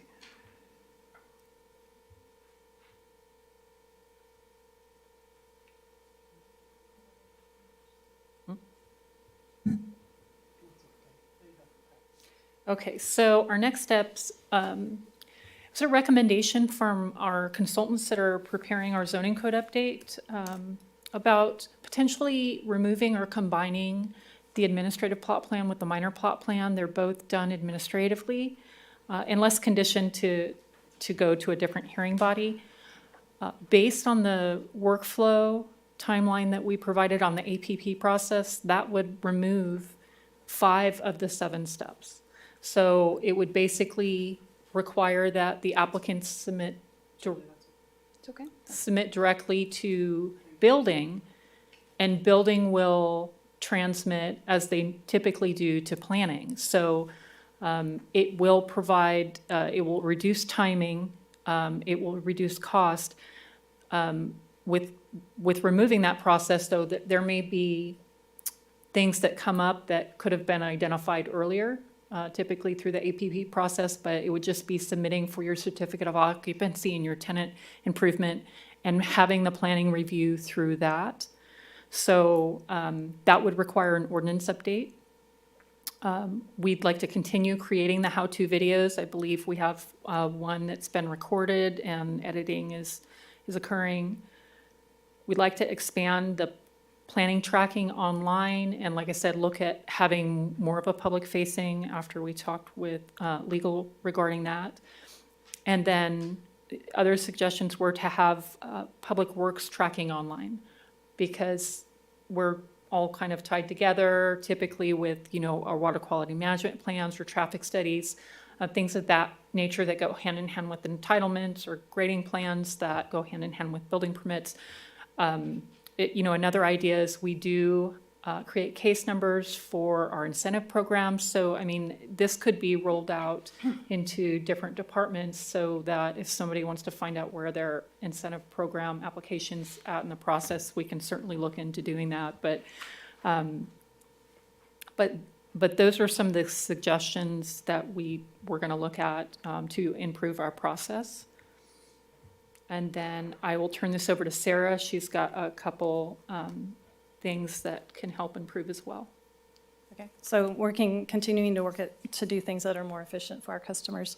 We do have a part of our permitting software, it's called e-reviews. We already own it, but it's never been utilized in the past. And what it does is it allows for us to do concurrent reviews within the city and with our consultants on the outside. So let's say Robert's doing a plan check and he's halfway through and he's marked up some comments. When Carol goes in to review the plans, she'll already see Robert's comments that he's made. And so that we can, know, he's not gonna call out a street width to be something and Carol's like, oh, no, I want it to, so they can talk before the customer gets like two differing corrections from the city. What it's also gonna do is it uses Bluebeam, the program Bluebeam. What it also does is, once they mark up their comments on the map or on the plans, and they, they'll highlight, bubble something that says, please provide detail here. It also moves it over and makes it like a checklist, so that they can go through the checklist and it compares it back to the plan sheet where it's been detailed. So they have two ways to understand the correction that we've provided for them. It also allows for, once they resubmit, we can do a plan overlay, so that it'll draw to our attention any place on the plans that's been revised. So if we haven't, had any comments on sheet 15, but they make a revision, it'll let us know that they've made a revision so that we don't miss a change that they've made on their plan. It also allows job-specific communication. So if you were to get a correction from the plan checker, you can email the plan checker through the system, and then the communication stays within this studio session, is what they're called, so that we don't have like separate emails in different people's inboxes that, other plan checkers might not know about. So it'll streamline all the communication for that project, so everybody can look at what's been being said and, to make sure that we're all on the same page. Then also an additional benefit is that currently when we send out plans to our plan check consultants, we have to do it through Dropbox. It's hasn't been the most reliable source for us. Sometimes they get lost and we don't know that they've been lost until, somebody's trying to find out the plan check. So the consultants can also utilize these studio sessions, so that once they're done with their plan check, it'll automatically notify us, and we won't have to receive their plans from the consultant, upload it to our program, and then send it out to the applicants. So what we're going to need to do to implement this is it requires us to upgrade our Bluebeam license to what they call Studio Prime. IT's reached out to them, and they will not allow us to purchase the software until January 2025, because they're in a transition from going from studio sessions to the Studio Prime. So we need to wait a month and a half to move that. And then we're also in talks with the permitting software and also a consultant. There are some configurations that we're going to have to do with the system, how it's set up now, for it to talk to the e-review system. And I did get a quote, a city of our size and our plan reviews, it took about 6 months to implement it once we gave them the go-ahead to get everything working correctly. The other thing that we do implement currently, but we're trying to expand, is what is automated permitting. About, 4 or 5 years ago, the state mandated that we issue solar rooftop mounted systems immediately, to try to, speed up the issuance of solar. When that happened, the city contracted with a firm that focused just on solar systems. So the applicant goes to that site, they apply for a permit, they charge them a nominal fee of $25.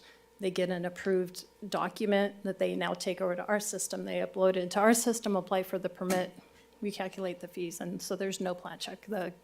Their software plan checks the plans for us. But along the same lines as this was happening, there's another firm out there that they had been focusing on planning, trying to facilitate, zoning verifications and things like that. And when this came to a head, a lot of their cities came to those companies and said, hey, can you do the same thing we did for solar? And they said yes. So they went down the road, started doing it for solar, but they've taken it a step farther where they can offer the services that we could do any of our over-the-counter permits, like water heaters, re-roofs, HVAC, swimming pools. We could offer those services to our customers.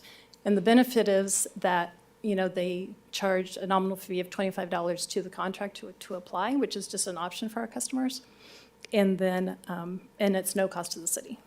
It's just the fee that, so if a customer or a contractor doesn't want to pay that $25, they can still come to us and they would just be processed in the normal way that we already do it.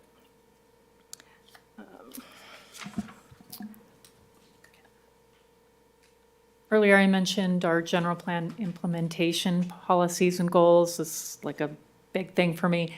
Our land use and community development policy 10 does state that we have to provide an annual report to the city council regarding development monitoring. It's establishing the system for land use development to establish monitoring and reporting, a monitoring and reporting system for land use development within the city. Key metrics may include housing type, income level, and annual changes to planning commission and city council. So at this time, this concludes our presentation. We're available to answer any questions and take direction. All right, thank you. We'll go to public comments first. Do we have any? I have no written requests. Mia, do we have any callers on the line? No callers. All right, thank you. I really do like the how-to videos. I think that's a great idea. And in the past, I had helped an engineer buddy of mine submit plans for different cities, and going to LA and pulling a ticket and waiting for hours was not fun. And so I know enough to be dangerous on this subject. But I do have a question.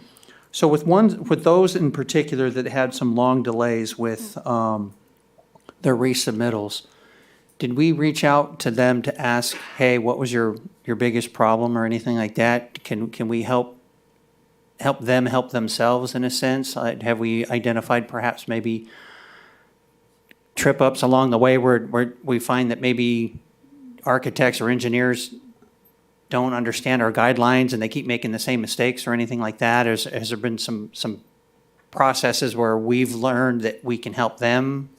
Yes, and so we do, for one of the projects that was a case study, I mean, they changed engineers during the process and changed the project significantly a couple times.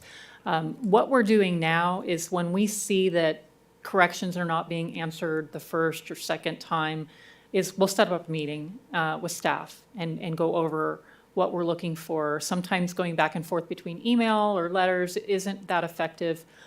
If there are projects that are complex or controversial, I mean, we do offer the biweekly meetings. So I haven't had many, I mean, before it was constant biweekly meetings between Summit Station and Legacy and you know, all the different projects we're working on. But we have currently a biweekly meeting with the library trying to help them advance their project.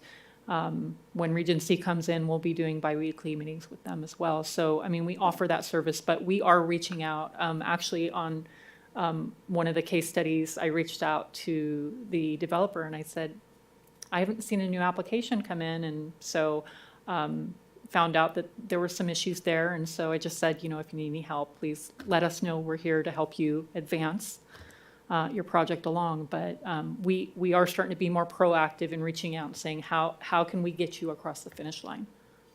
All right, very good, thank you. And another question, are we good with when there's a plan check of trying to identify everything we possibly can up front versus piecemealing it back? And then any outside contractor work on those plan checks, do they do the same versus just saying, oh, and I get to bill again if they kick it back? You know, if we kick it back, and they keep adding to the billing cycle and so forth. Are we good at monitoring that? Yeah, our plan check consultants get paid like a flat fee. So whether they take 2 or 4, they don't get any additional funds, any fees. What was your first part of your question? I'm sorry. Are we good Oh, at yeah. identifying a complete list Yeah. to the best of our knowledge? We are, and we put a disclaimer at the bottom if they have forgot to include their electrical plans or they forgot to, you know, include something that we need to review, we'll put a disclaimer at the bottom. Additional corrections may be forthcoming regarding this item because we didn't have it to review. But yeah, I can't think of a complaint I've received at the city that we've requested additional. Okay, good to hear. Okay. All right, thank you. And then we'll turn some time with council. Ms. White. I have a couple questions for you. I love throughput. I think throughput's one of the most interesting things that we can have. And in healthcare where I work, it's often very difficult. And I get so frustrated that I can know when the pepperoni is being put on my pepperoni pizza, but I have no idea where a referral is or no idea where plan checks are, right? And I think that customers run into that same issue as well. So I really wanted to highlight that I appreciate you guys working towards transparency, working towards a a user interface where they can see that kind of information. I think that that is the kind of information and the data that our customers are looking for, and something that I would really like to see that we can point them to. So I applaud you guys for that. I think you have highlighted some issues where, we're sending it by Dropbox, or we're going back and finding emails, and maybe that person's no longer here, right? And now we're having to go chase down those emails. So I think that that transparency and ensuring that you have a record that's going down is going to help us know if the cheese is being put on the pizza, right? Or if it's going in the oven and where it's at. And I think that in the simplest of terms, that's what our customers are looking for, who are looking for business. And that's what's going to attract business to us, is that ease of getting through the system, or at least knowing where they're at in the system, and then being able to find the right people to communicate, whether that's planning, or that's building, wherever it's at. So I would encourage us to look at, a way that we can identify a throughput for maybe specific industries, like we have done in the last Nexus study. So when we were looking at industrial, or we were looking at, retail or something along those lines, that we try to identify some throughput timeframes that we would tell the applicant, hey, our goal is that you make it through X time. It's a partnership. We need you to work with us. And look at just trying to identify some benchmarks. I totally get it. It's going to be individualized, and I understand that. Healthcare is individualized as well. So, CEQA usually is the driving force. So, we could probably identify general timelines for a project with an EIR and one with an MND, or one that qualifies for a categorical exemption. yeah, I think it would just be nice for us to be able to say, hey, typically it takes around this timeline. And then if we ask an applicant and they state, oh, well, I've been in the process, for 19 months, then we can try and understand or problem solve as well. Because oftentimes if they're getting that long, they're coming to us for questioning, right? And then we're backtracking to try and figure out. And it will be so nice that you guys have a timeline truly of what's going on. And we can give them a printout maybe that says, hey, here's all the communication we've done. The other thing that I do in a day-to-day is provide patients with results. And so we set standards for the timeframes in which we reach out. And then there's still an onus on a patient, right? So, hey, I've called you 4 times to get your lab work done and you still haven't done it yet, right? So that's something similar to what you guys are doing as well. So if we kind of have written expectations to say, hey, this is my last time I'm reaching out to you, you know what I mean? And then it falls into your court and we move that down into a pending project or something along those lines. I think that could help us on our follow-up and things that we do along those lines, because you don't need to keep following up on the projects that aren't responding to you, right, after you've put in everything there. But I think establishing those expectations up front, and that says, hey, our goal is to, if it's on our side, we get it back within 5 to 7 business days. And then that we hold, what does that accountability look like? How do we hold ourselves accountable to that as well? I love the automated permits section. I think that's amazing, because I have in healthcare currently, as we are doing tenant improvements or acquiring buildings, I'm always waiting on a city. Luckily, it's not Beaumont, but we are always waiting on other cities, and that can be very frustrating. So anything that we can do to speed up some type of automated permit, I do that in the referral world for healthcare. There are dermatology, you can go straight to them. Eyes, you could go straight to them. So, if we can get anything that makes that a quicker process, I think that would definitely be useful. And I think that's it. All right, thank you. Mr. Martinez. Yeah, thank you, Mayor. I agree. Thank you for a lot of those comments. As I was listening to a lot of what we're doing, it's great. I think we finally, it's been a while and it takes a lot of work, so I understand that. But it really doesn't help if they don't know where to go. So we know what we have and we know what everything does, but if they don't know that it exists or where they can go to find that, then it all becomes moot. So, advertising that, or at least having that on the website, which is very user-friendly, it's popping out at them, it's not hidden somewhere in there. I think that'll help with where do I go and what do I do for those initial steps. And these are for not the big developing projects, but some of the smaller ones for that. So the developers know, they come in and they have that relationship, but it's for maybe the small businesses and so forth. Because I was looking at this presentation here, or this thing. So this is nice, very friendly face looks nice, but this is drab. I mean, this is like, where do I look? And this is like little there, and, you know, so things that pop up to say, hey, you know, push on, you know, business permits here, or if I want to open a business in Beaumont, you know, this is the flow chart that you're going to need to get there. You know, that all helps, I think, and of course, you know, that's something we work with PIO and all that stuff, and Webmaster and so forth. But I'd like to see us work towards that, especially in the economic part, as we get our manager and director and stuff in, I think. And I'm sure that's probably a vision of yours anyway, but just thinking out loud. So as I was listening to everything, the first thing I did is go to the org chart. And I wanted to see what your departments are looking like to see, okay, who's doing all this? So I looked at your org chart. So can you comment, Ms. Gibbs, on any plans with that department? Because, you know, it takes, you know, an army to get these things done. And I know that we're overwhelmed, and to do a lot of good customer service, we need to have the hands on. So looking at your org chart on J3, From the previous item? yeah. Okay. And where is it? I had it queued up and then I lost it. Org. Page 548. So is there any plans besides the community development director to grow the department? There are. We definitely need more planners. We have 20 million plus square feet of industrial that is currently in the pre-app or app phase. Right now it's in the sphere of influence. It's not in the city. Most of the projects are not in the city. And so there's always annexation included in that. So we're definitely going to need some more planners. And then as that comes, we'll need likely more permit techs to keep the flow going and not get hung up.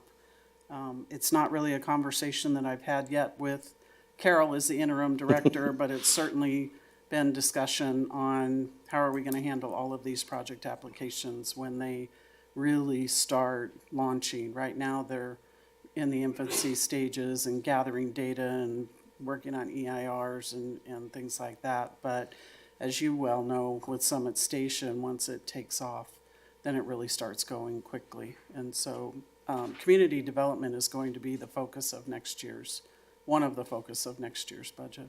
All right, thank you. So piggybacking on, following up on Councilmember Voigt's, the mayor, when we were talking about those letters of resubmittal. So they submit and it's incomplete, you resubmit it and so forth. You have, like we had mentioned, you put down what they're missing, and so they can go back and know exactly what they need.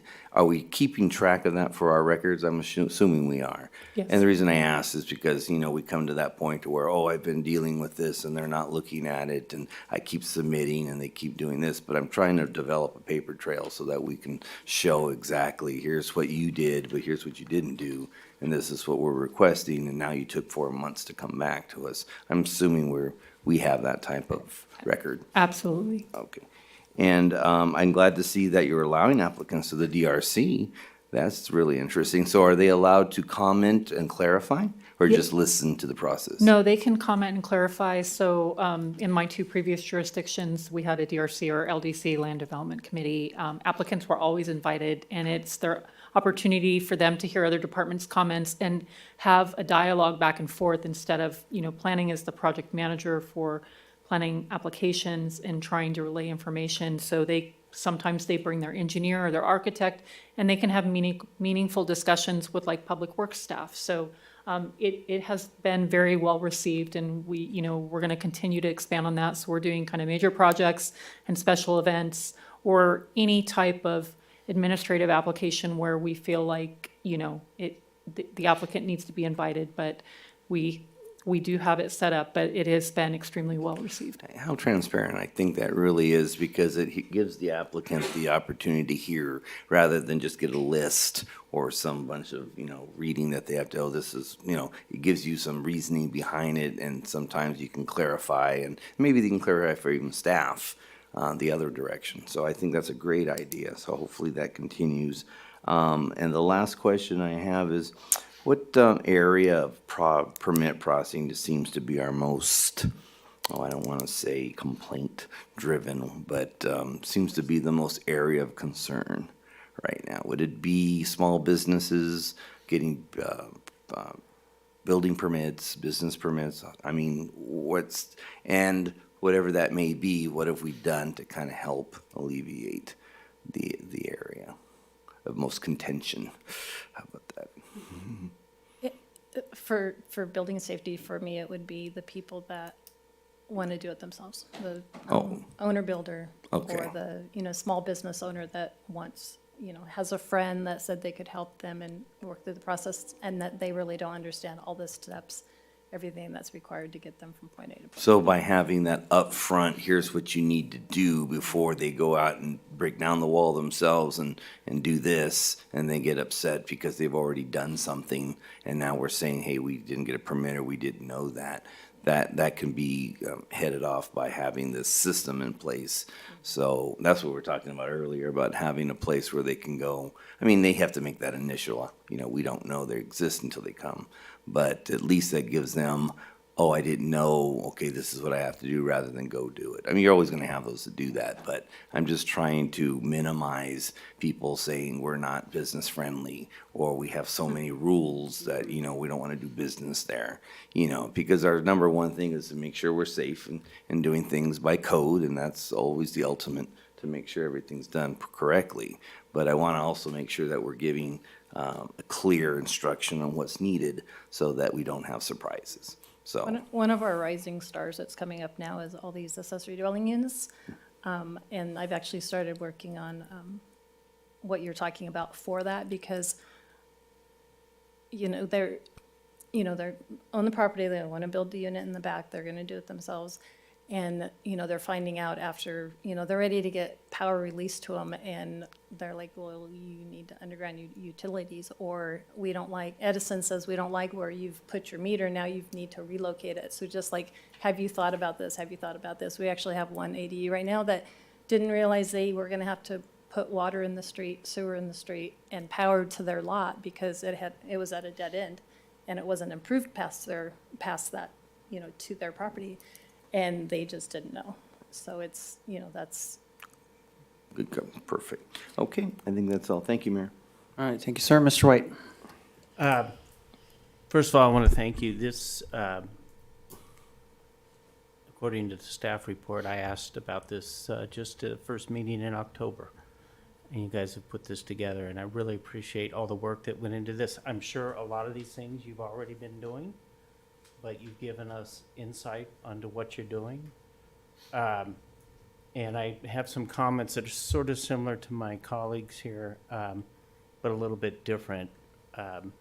First of all, I noticed on one of your slides, you had the circular slide with the development director and the management.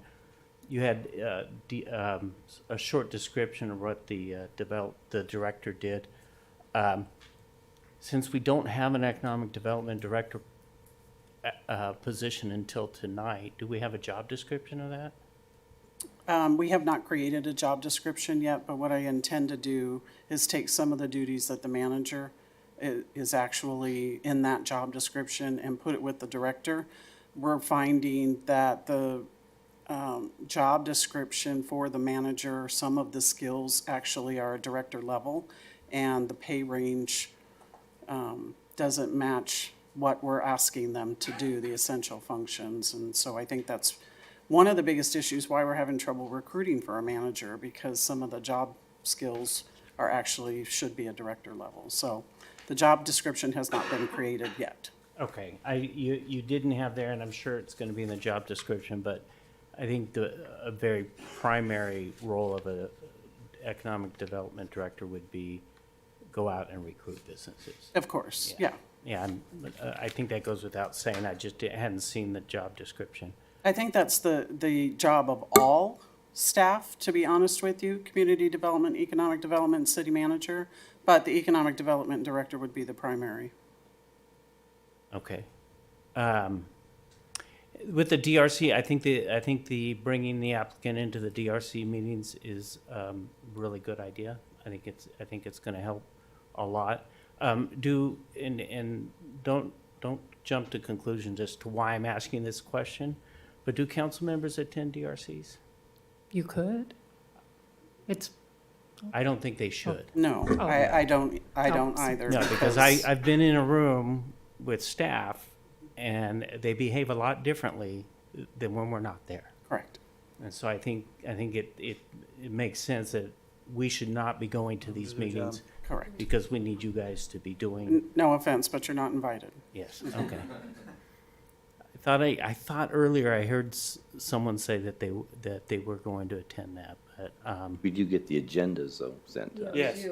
No, the agendas are fine, but I just don't want electeds in the room with staff when they're trying to do their job. Right, I agree. that is noted. We've had a council member attend DRCs in the past, but it's been quite some time. It was a couple years ago. I think if a council member wants to know what's going on in those meetings, then they can request the meeting for themselves. But I just don't think, of course, that always goes without saying. I've heard from developers that they do receive specific deadlines that you guys have to meet. They understand how long it takes you to have to do something, what you tell them they're going to do. But they don't do their part, as we've seen in what you've shown us. But a couple ideas or suggestions.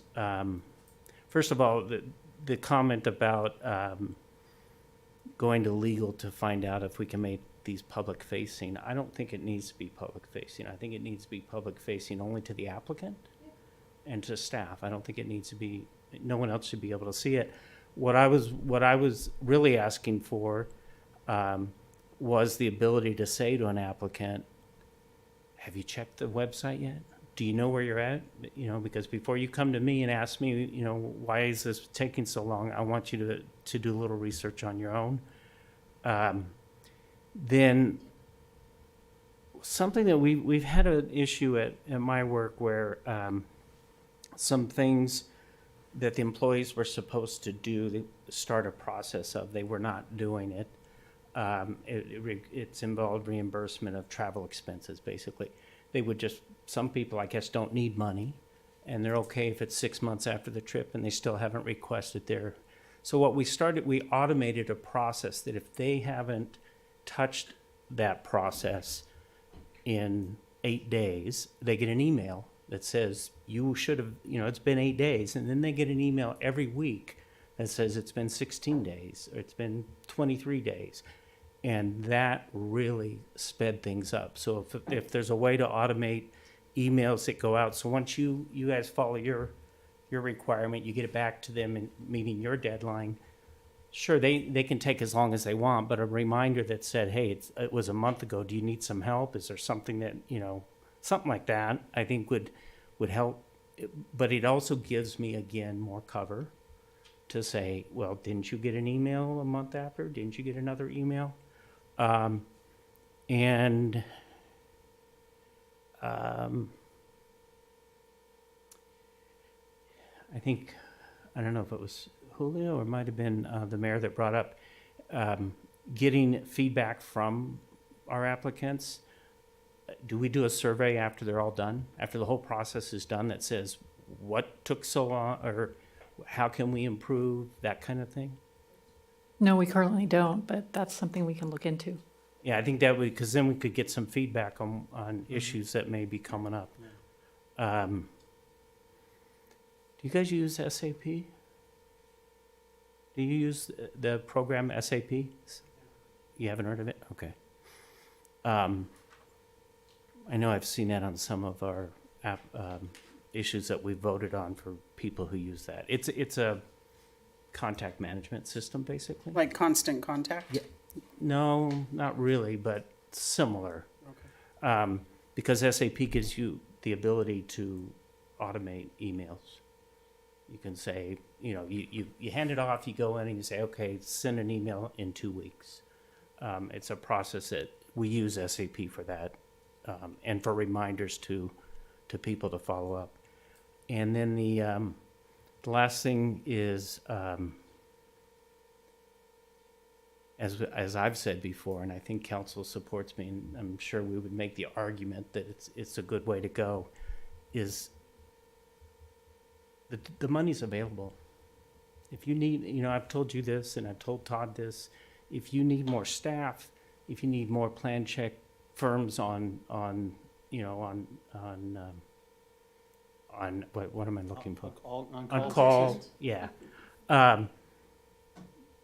This is important, and I think that if we need to direct more resources to getting our process moved through, because all of this stuff, I think a lot of what you're doing and a lot of the stuff we've talked about up here will help applicants understand that it's not necessarily a long process on our part, that we're just doing it. But I don't know, I mean, I've told you guys this before, I don't know how many times I hear from people that says it takes so long to get stuff done in Beaumont. And I think it's primarily because we have so much going on.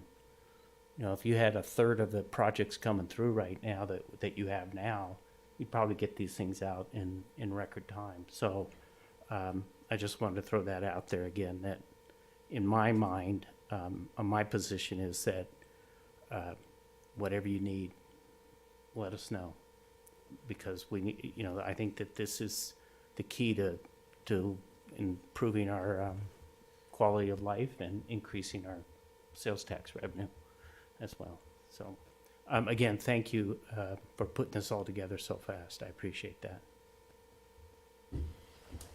All right, thank you, Mr. White. I appreciate the comments that were made. I do have another question. When the effort to update our website, I know that's in process, and I'd shared this with our city managers. At the Cal Cities Conference, I came across a company that does an AI tool on the website to help for searches. And the example that he put in front of me was, how do I change my water heater?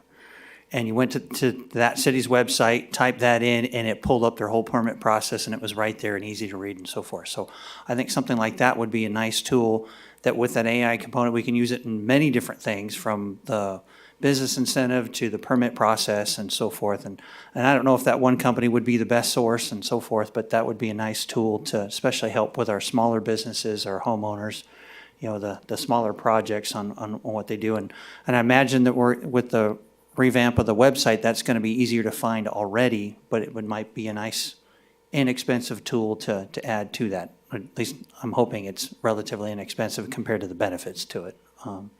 But just another layer. And I see some head nods in the back, so I think that's something that's probably being looked into, but I wanted to make a point of it. We're in the process of doing a website refresh. Okay, all right, thank you.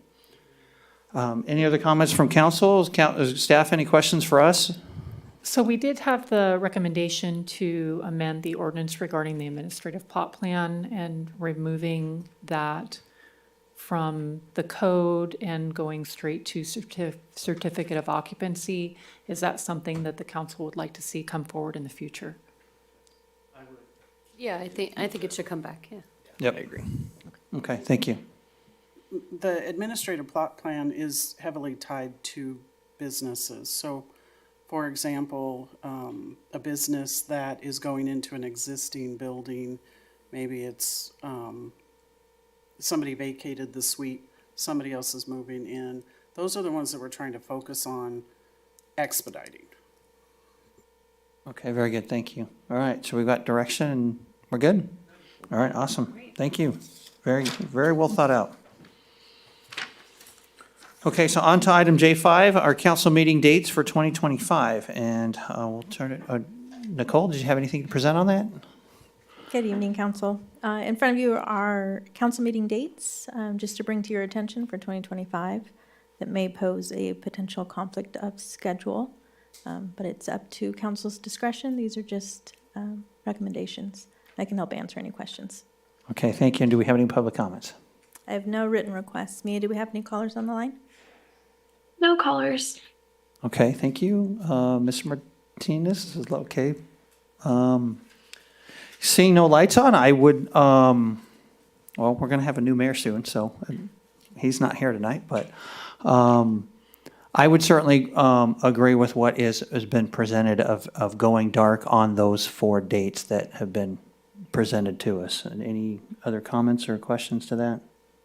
I'm just assuming that you looked it over and your caseload's okay with those being, all right, I'm good. Yeah, so 3 of the dates have been traditionally. Mhm. The new one that I asked Nicole to add is the Tuesday of ICSC. I know for those of us that attended ICSC, we had to rush to get back to the council meeting that evening, and there's an entire, well, it's about a half, 3/4 day still left. And so I made a mental note last year to ask council if that's something that they would be interested in going dark. The other option is just have the meeting with the 3 council members while the other 2 are still traveling. So it's just something that I wanted to discuss with council.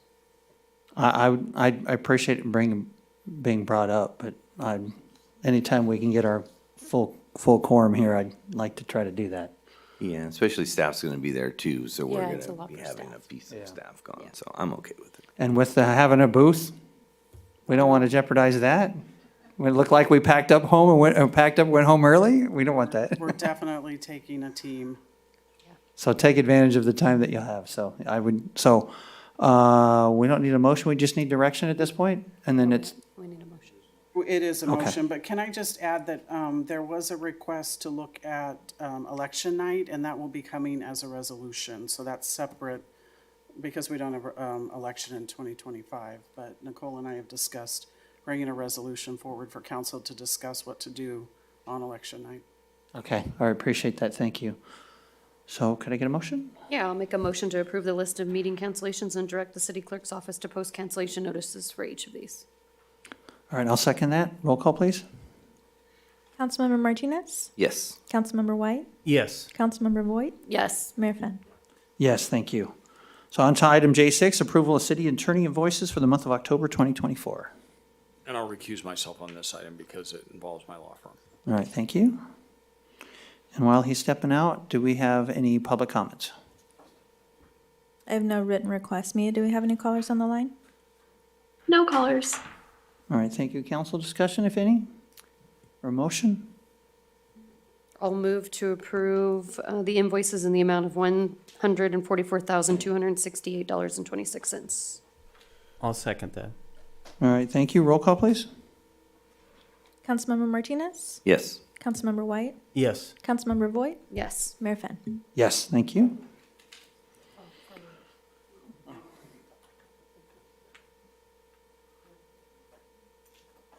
All right, thank you. And so we're on to item K, legislative updates and discussion.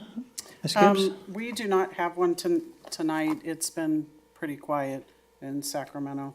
I have invited our state lobbyist to come and give a presentation, and I did speak with our federal lobbyist today.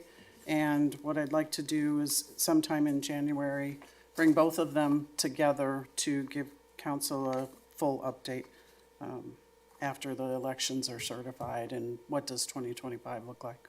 All right, very nice, thank you. Ask a quick question Sure. regarding that. We, as a family, are getting ready to plan our calendar for 2025. Do we have are we planning to go? We are. And do we know the timeframes? So you're talking about DC. DC, correct. We, Mr. Jamie Jones was here today, and I asked him if he would pop into council, but he had a commitment tonight with another client. We talked about February, but we also talked about April, and with the change in presidency, it's his opinion and my opinion that it's gonna take them a little bit to get their feet wet and hit the ground running, and so this year, for 2025, I also asked him if we should just skip a year. He doesn't recommend that, but we're talking about April. We don't want to go too late in April, so if that answers your question, I think February is out this year. Yes. Because it won't be enough time for the new administration to do the executive orders, and there's going to be a lot of change coming in DC. Okay, and along those same lines, any plans for Sacramento this year? There is an April conference in Sacramento. I don't know. Is that the Cal Cities one? No, that is what we used to call Ledge Days. Okay, It is a Cal Cities event. I don't know what the new name of it is, but we used to call it Ledge Days. where you'd walk the halls of Sacramento, and we can look at what those dates are. Okay, all right, thank you. Any others? No? Okay. Economic development update. We've got billboard contract update, so Julie. That is Miss Julie.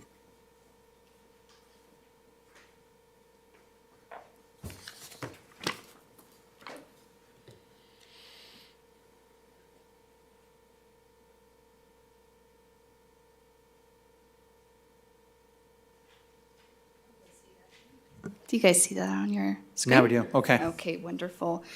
So today I'm here to present just kind of a recap of our marketing efforts with our billboard advertisements. Last December, council instructed staff to go ahead and proceed with some advertisements to gain some attraction and some interest into our business incentive program. And we had got a contract with the Banning and the Yucaipa I-10 freeway frontage. One was facing east, one was facing west, and that was kind of the consensus among council to kind of get both directions. So we had started that initially, probably about March. It took some time, some spaces, fill up in advance. So we had to execute that contract, and we had that pushed forward. So what you have in front of you was our initial design, which you guys are probably familiar with, right? It has our call to action, the open, your restaurant in Beaumont is that. And it's really just to invite our client, right, or our businesses to come and do a desired action, right? We want them to come to Beaumont. We want them to invest in our community. We have some city branding there with our colors and city logo, and then the incentive is there in bold. We got a lot of attention. I know it drummed up some phone calls. We had an ABC 7 news story come up from it. And just to give you a few stats with the Yucaipa location, it gets roughly about 240,000 impressions per week. And so that's actually driven by like geopath data from Caltrans. And so they get about 61,000 drivers on that I-10 freeway daily. So it's really a good investment. You see it, it's big, it's very large, it's brand new. And we were actually able to utilize some space on the other billboard, so facing east when there was space allowed. So the contractor was very flexible with us, and that was, I think, a good move for us, our ability to expand that contract and do that. The Banning contract itself expired in late August. We didn't see a lot of traction with that. Most of the calls came from the Yucaipa billboard, so we just primarily have it on one now. And then we did a refresh again in the summer.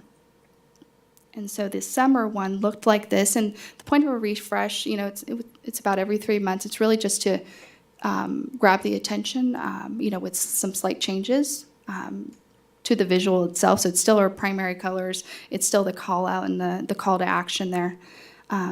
And so the every 3 months seems to be our interval, and I think it's doing well. And we recently just did a new refresh, and you'll see this now, which is highlighting our new incentive program, right? How we've expanded that program. We now have 150K plus.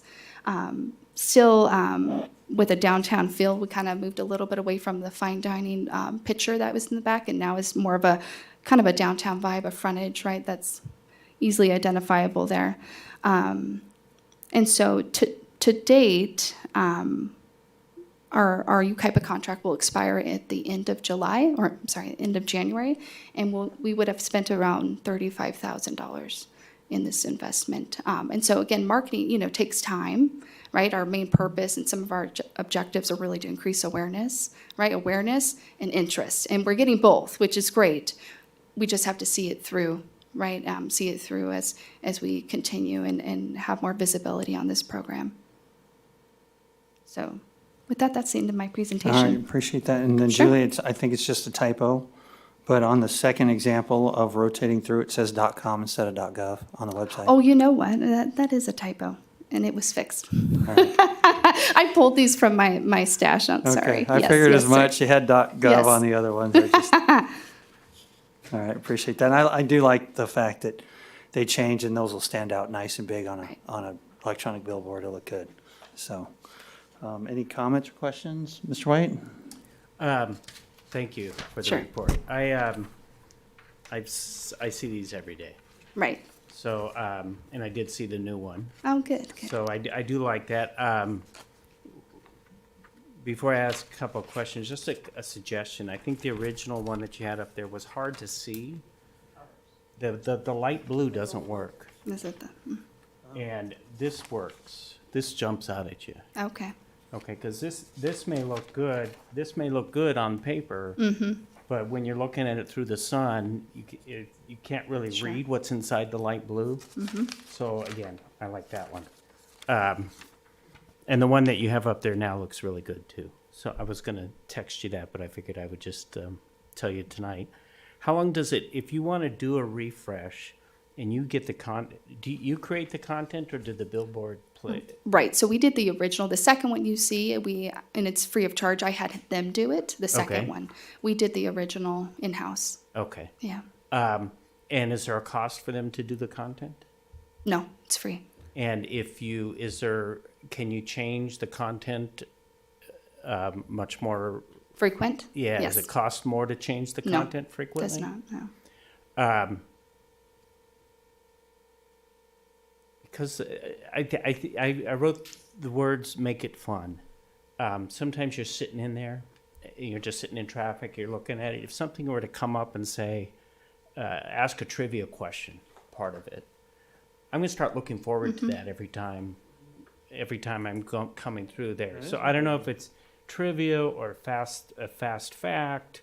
Sure. Yeah, You what know- about like, what's the population of Beaumont? Yeah, What's their median income? exactly. What's their disposable income? I mean, those are things that they're going to be looking for as somebody coming to Right, develop right. here, right? Right. What's So I average think age? that again, if there's no cost to changing it regularly and the content is not a huge cost, I can't imagine they'd be doing it free for you if you changed it every week or something like that. Right, yeah. But it looks good. And then one last idea I had was,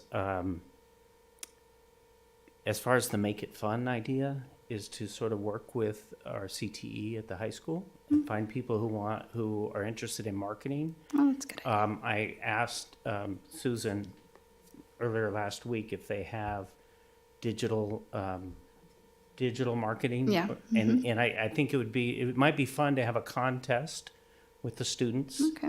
that says who can come up with the best marketing plan for the billboards.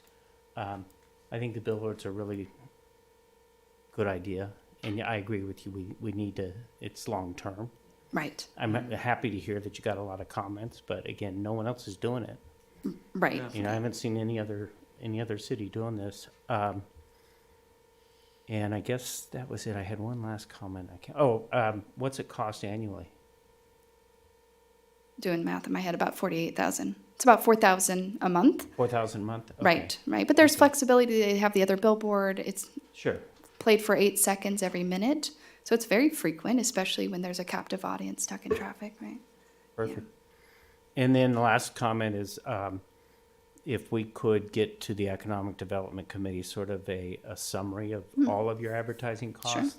Because I'd like to be able to look at whether or not the movie ads, no offense, Mayor, but the movie ads versus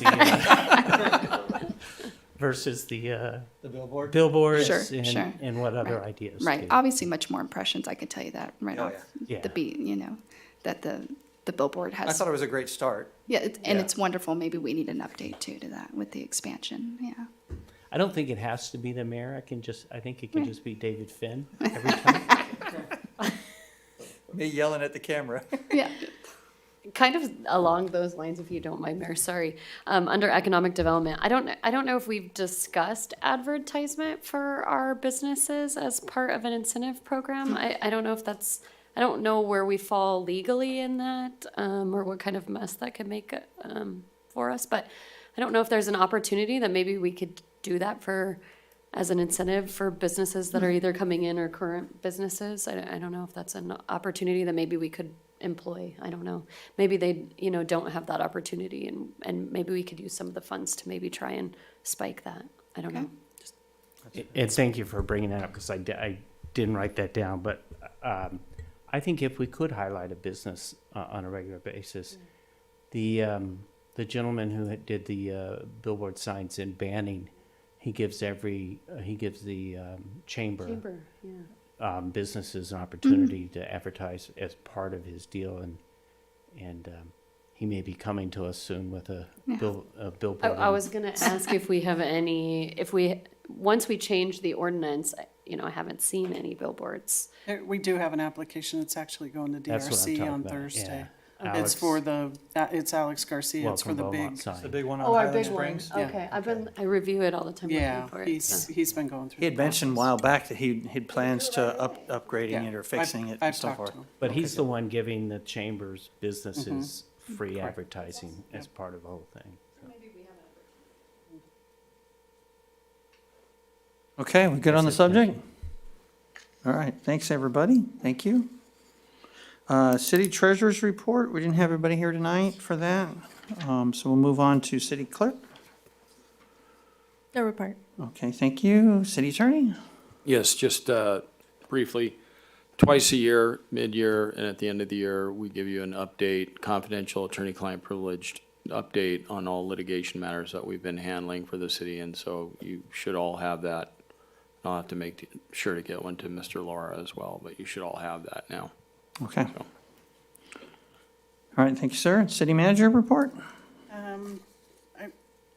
I really want to thank staff. We had a gas leak in town last week, and the executive team and the middle managers and the bus drivers and the Chatney Center staff, everybody pulled together and made sure that I think it was 8 adults and 9 dogs and 4 cats made it to the Chatney Center. They got fed. It happened to be simultaneous to our senior luncheon. I'm just really proud of the way staff handled it and the communication, and everybody rallied behind the chief. What do you need? Where can I go? So I just want to thank staff for that. 3 December events. I want to highlight December 7th. We have Shop with a Cop and Stuff the Bus. We stuffed the bus for the Winter Wish program, and that will be at Walmart. And then December 14th is our annual Blizzard Bash and Light Parade, and we're looking forward to all the festivities that happen here at the Civic Center campus. And that's all that I have. All right, thank you. And so on to future agenda items. Any new requests? Mr. Martinez? Yeah, I just want to mention, if there's a way that we can get back a report out from Public Works and so forth. I had a lot of comments about the southbound Pennsylvania at First Street and why there can't be 2 left turn lanes there. And if we can get an explanation of why we can't have, of course, the turn lane to the left, but also a turn lane straight lane next to it. I don't know if there's a width problem or what, but okay. And I figured as much, and I told the public would look into it, and if there's a way and a will, we'll get it, and if not, we'll let you know why. So appreciate that, and it looks like it's in the works. So thank you, Mayor. Anything else? Okay. Do you want us to bring You can put it in a timeline, or I can do it under city manager reports? Yeah, city manager We've had reports 2 are fine. requests, one from Four Seasons and one Yeah, from Solera. we got it on our State of the City Roadshow. Yeah, okay. They're both thinking alike, so I had asked Robert to look at them. Okay, no, just a report on yours or Robert's. Okay. All right, thanks. I think. Mr. White? Yeah, I'd like to bring back the idea, not bring back, but bring the idea of a city-sponsored candidate forum for next election, so we can have a discussion on council on that. And then I know you guys don't want me to bring this up, but I Signs? will. Political signs? No. Oh. I think this time. I would like to know how the signs work. So feedback, did we have any problems with that? It didn't rise to my level, so, and it usually does. Okay.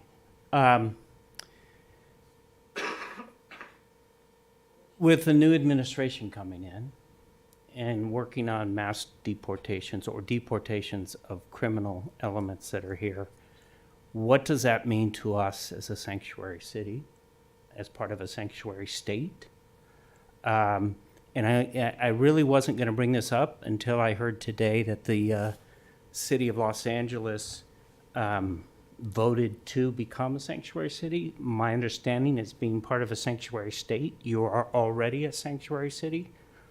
So when the federal administration or federal government comes to us and wants to work with us to remove the kinds of people that shouldn't be here in the first place, not necessarily because of their immigration status, but because of their criminal status, I'd like to know what we can and cannot do and provide some guidance. So I would like to revisit that. I'm okay if we wait 5 to 6 months till we see how things start to play out. But I think the last thing I want to be in is in a position where we're on the major news because we've had an incident that we could have prevented if we had cooperated with the federal government. I thought the council adopted a resolution that it was not a sanctuary city at one point. No. Yeah, No, we did not.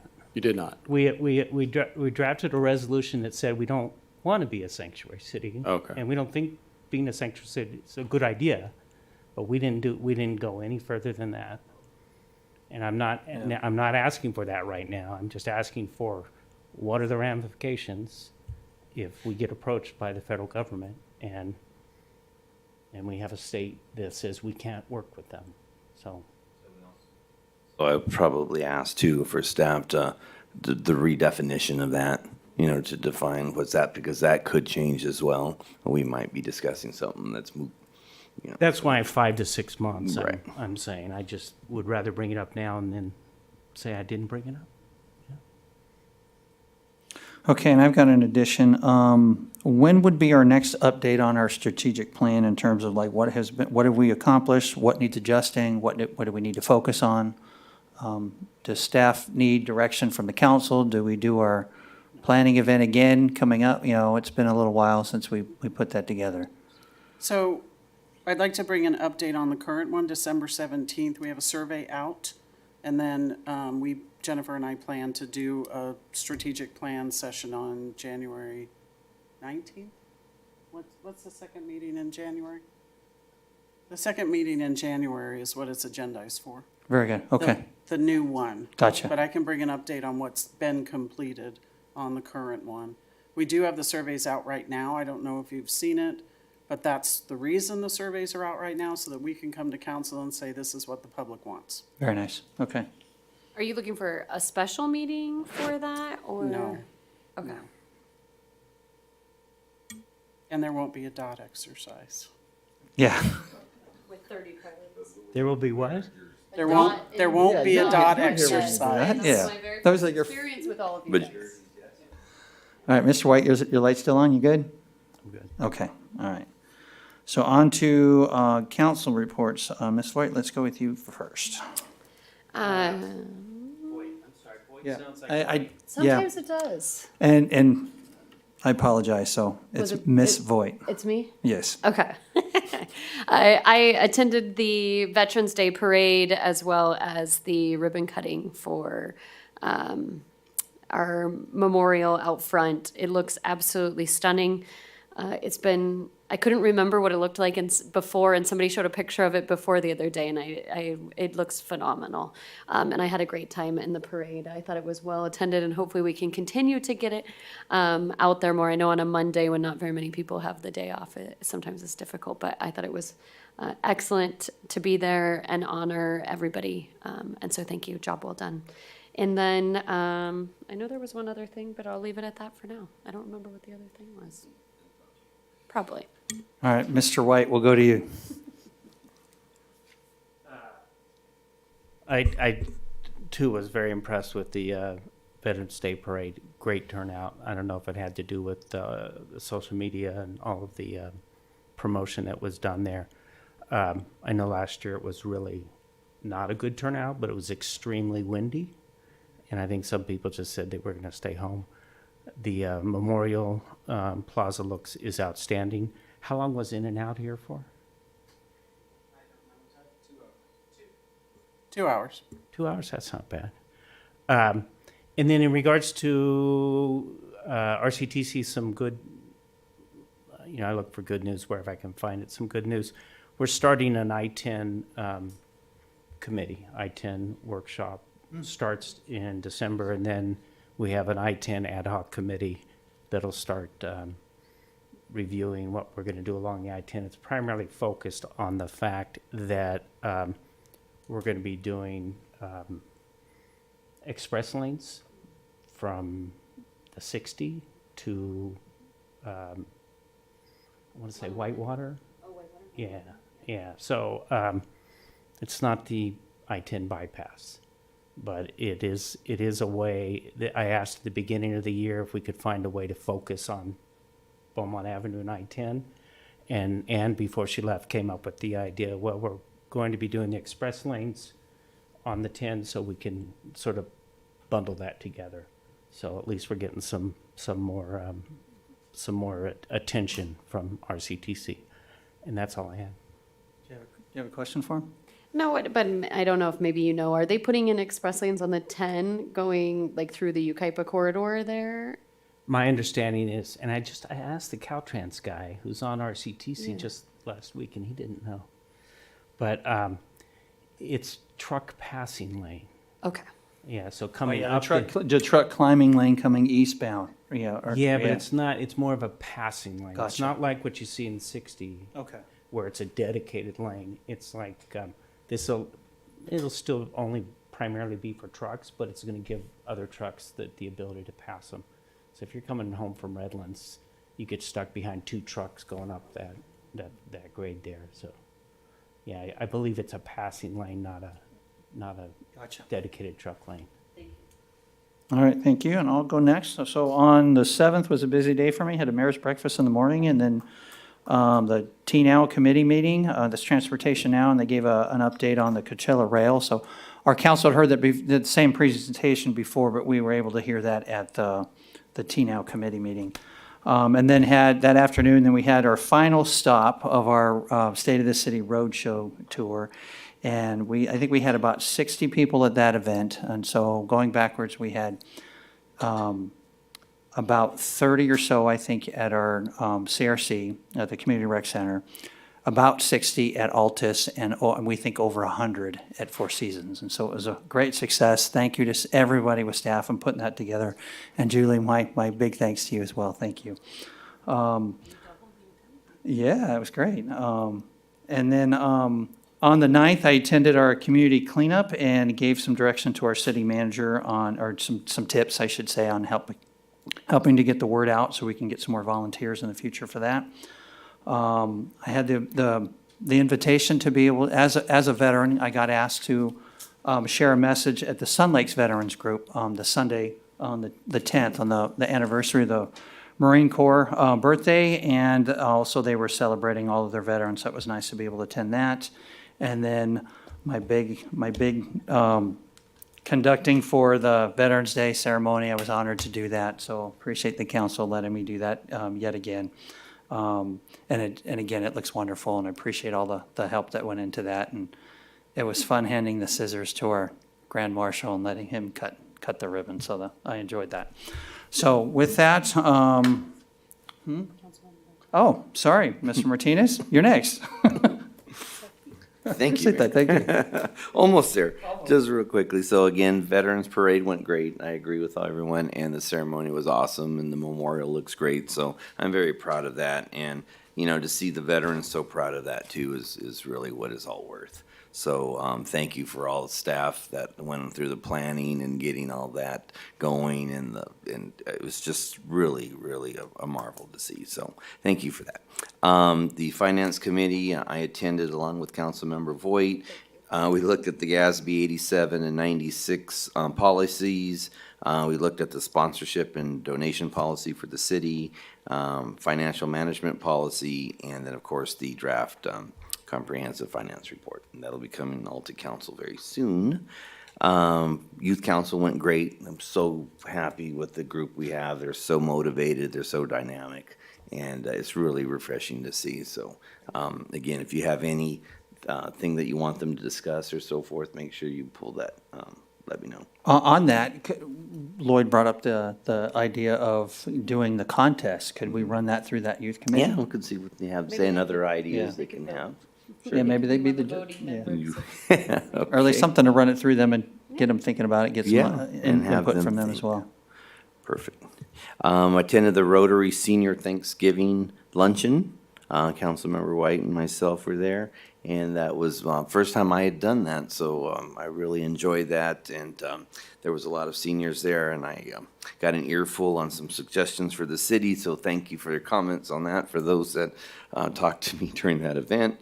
And my last thing, a shout out to WRCOG. We are the member agency on their LinkedIn for the week. So it's got everything about our city on there, so nice to see. And that's all. Did you run out of dressing, or did you give the right proportion? I saved enough for you. He kept watching me. He kept watching to make sure I didn't give out too much. He said, I want some of that. But we had some. Yes, thank you. All right, thank you, and I'm sorry for skipping you there. So we will adjourn tonight's meeting at 9:07. Even though that was your second time, I'll let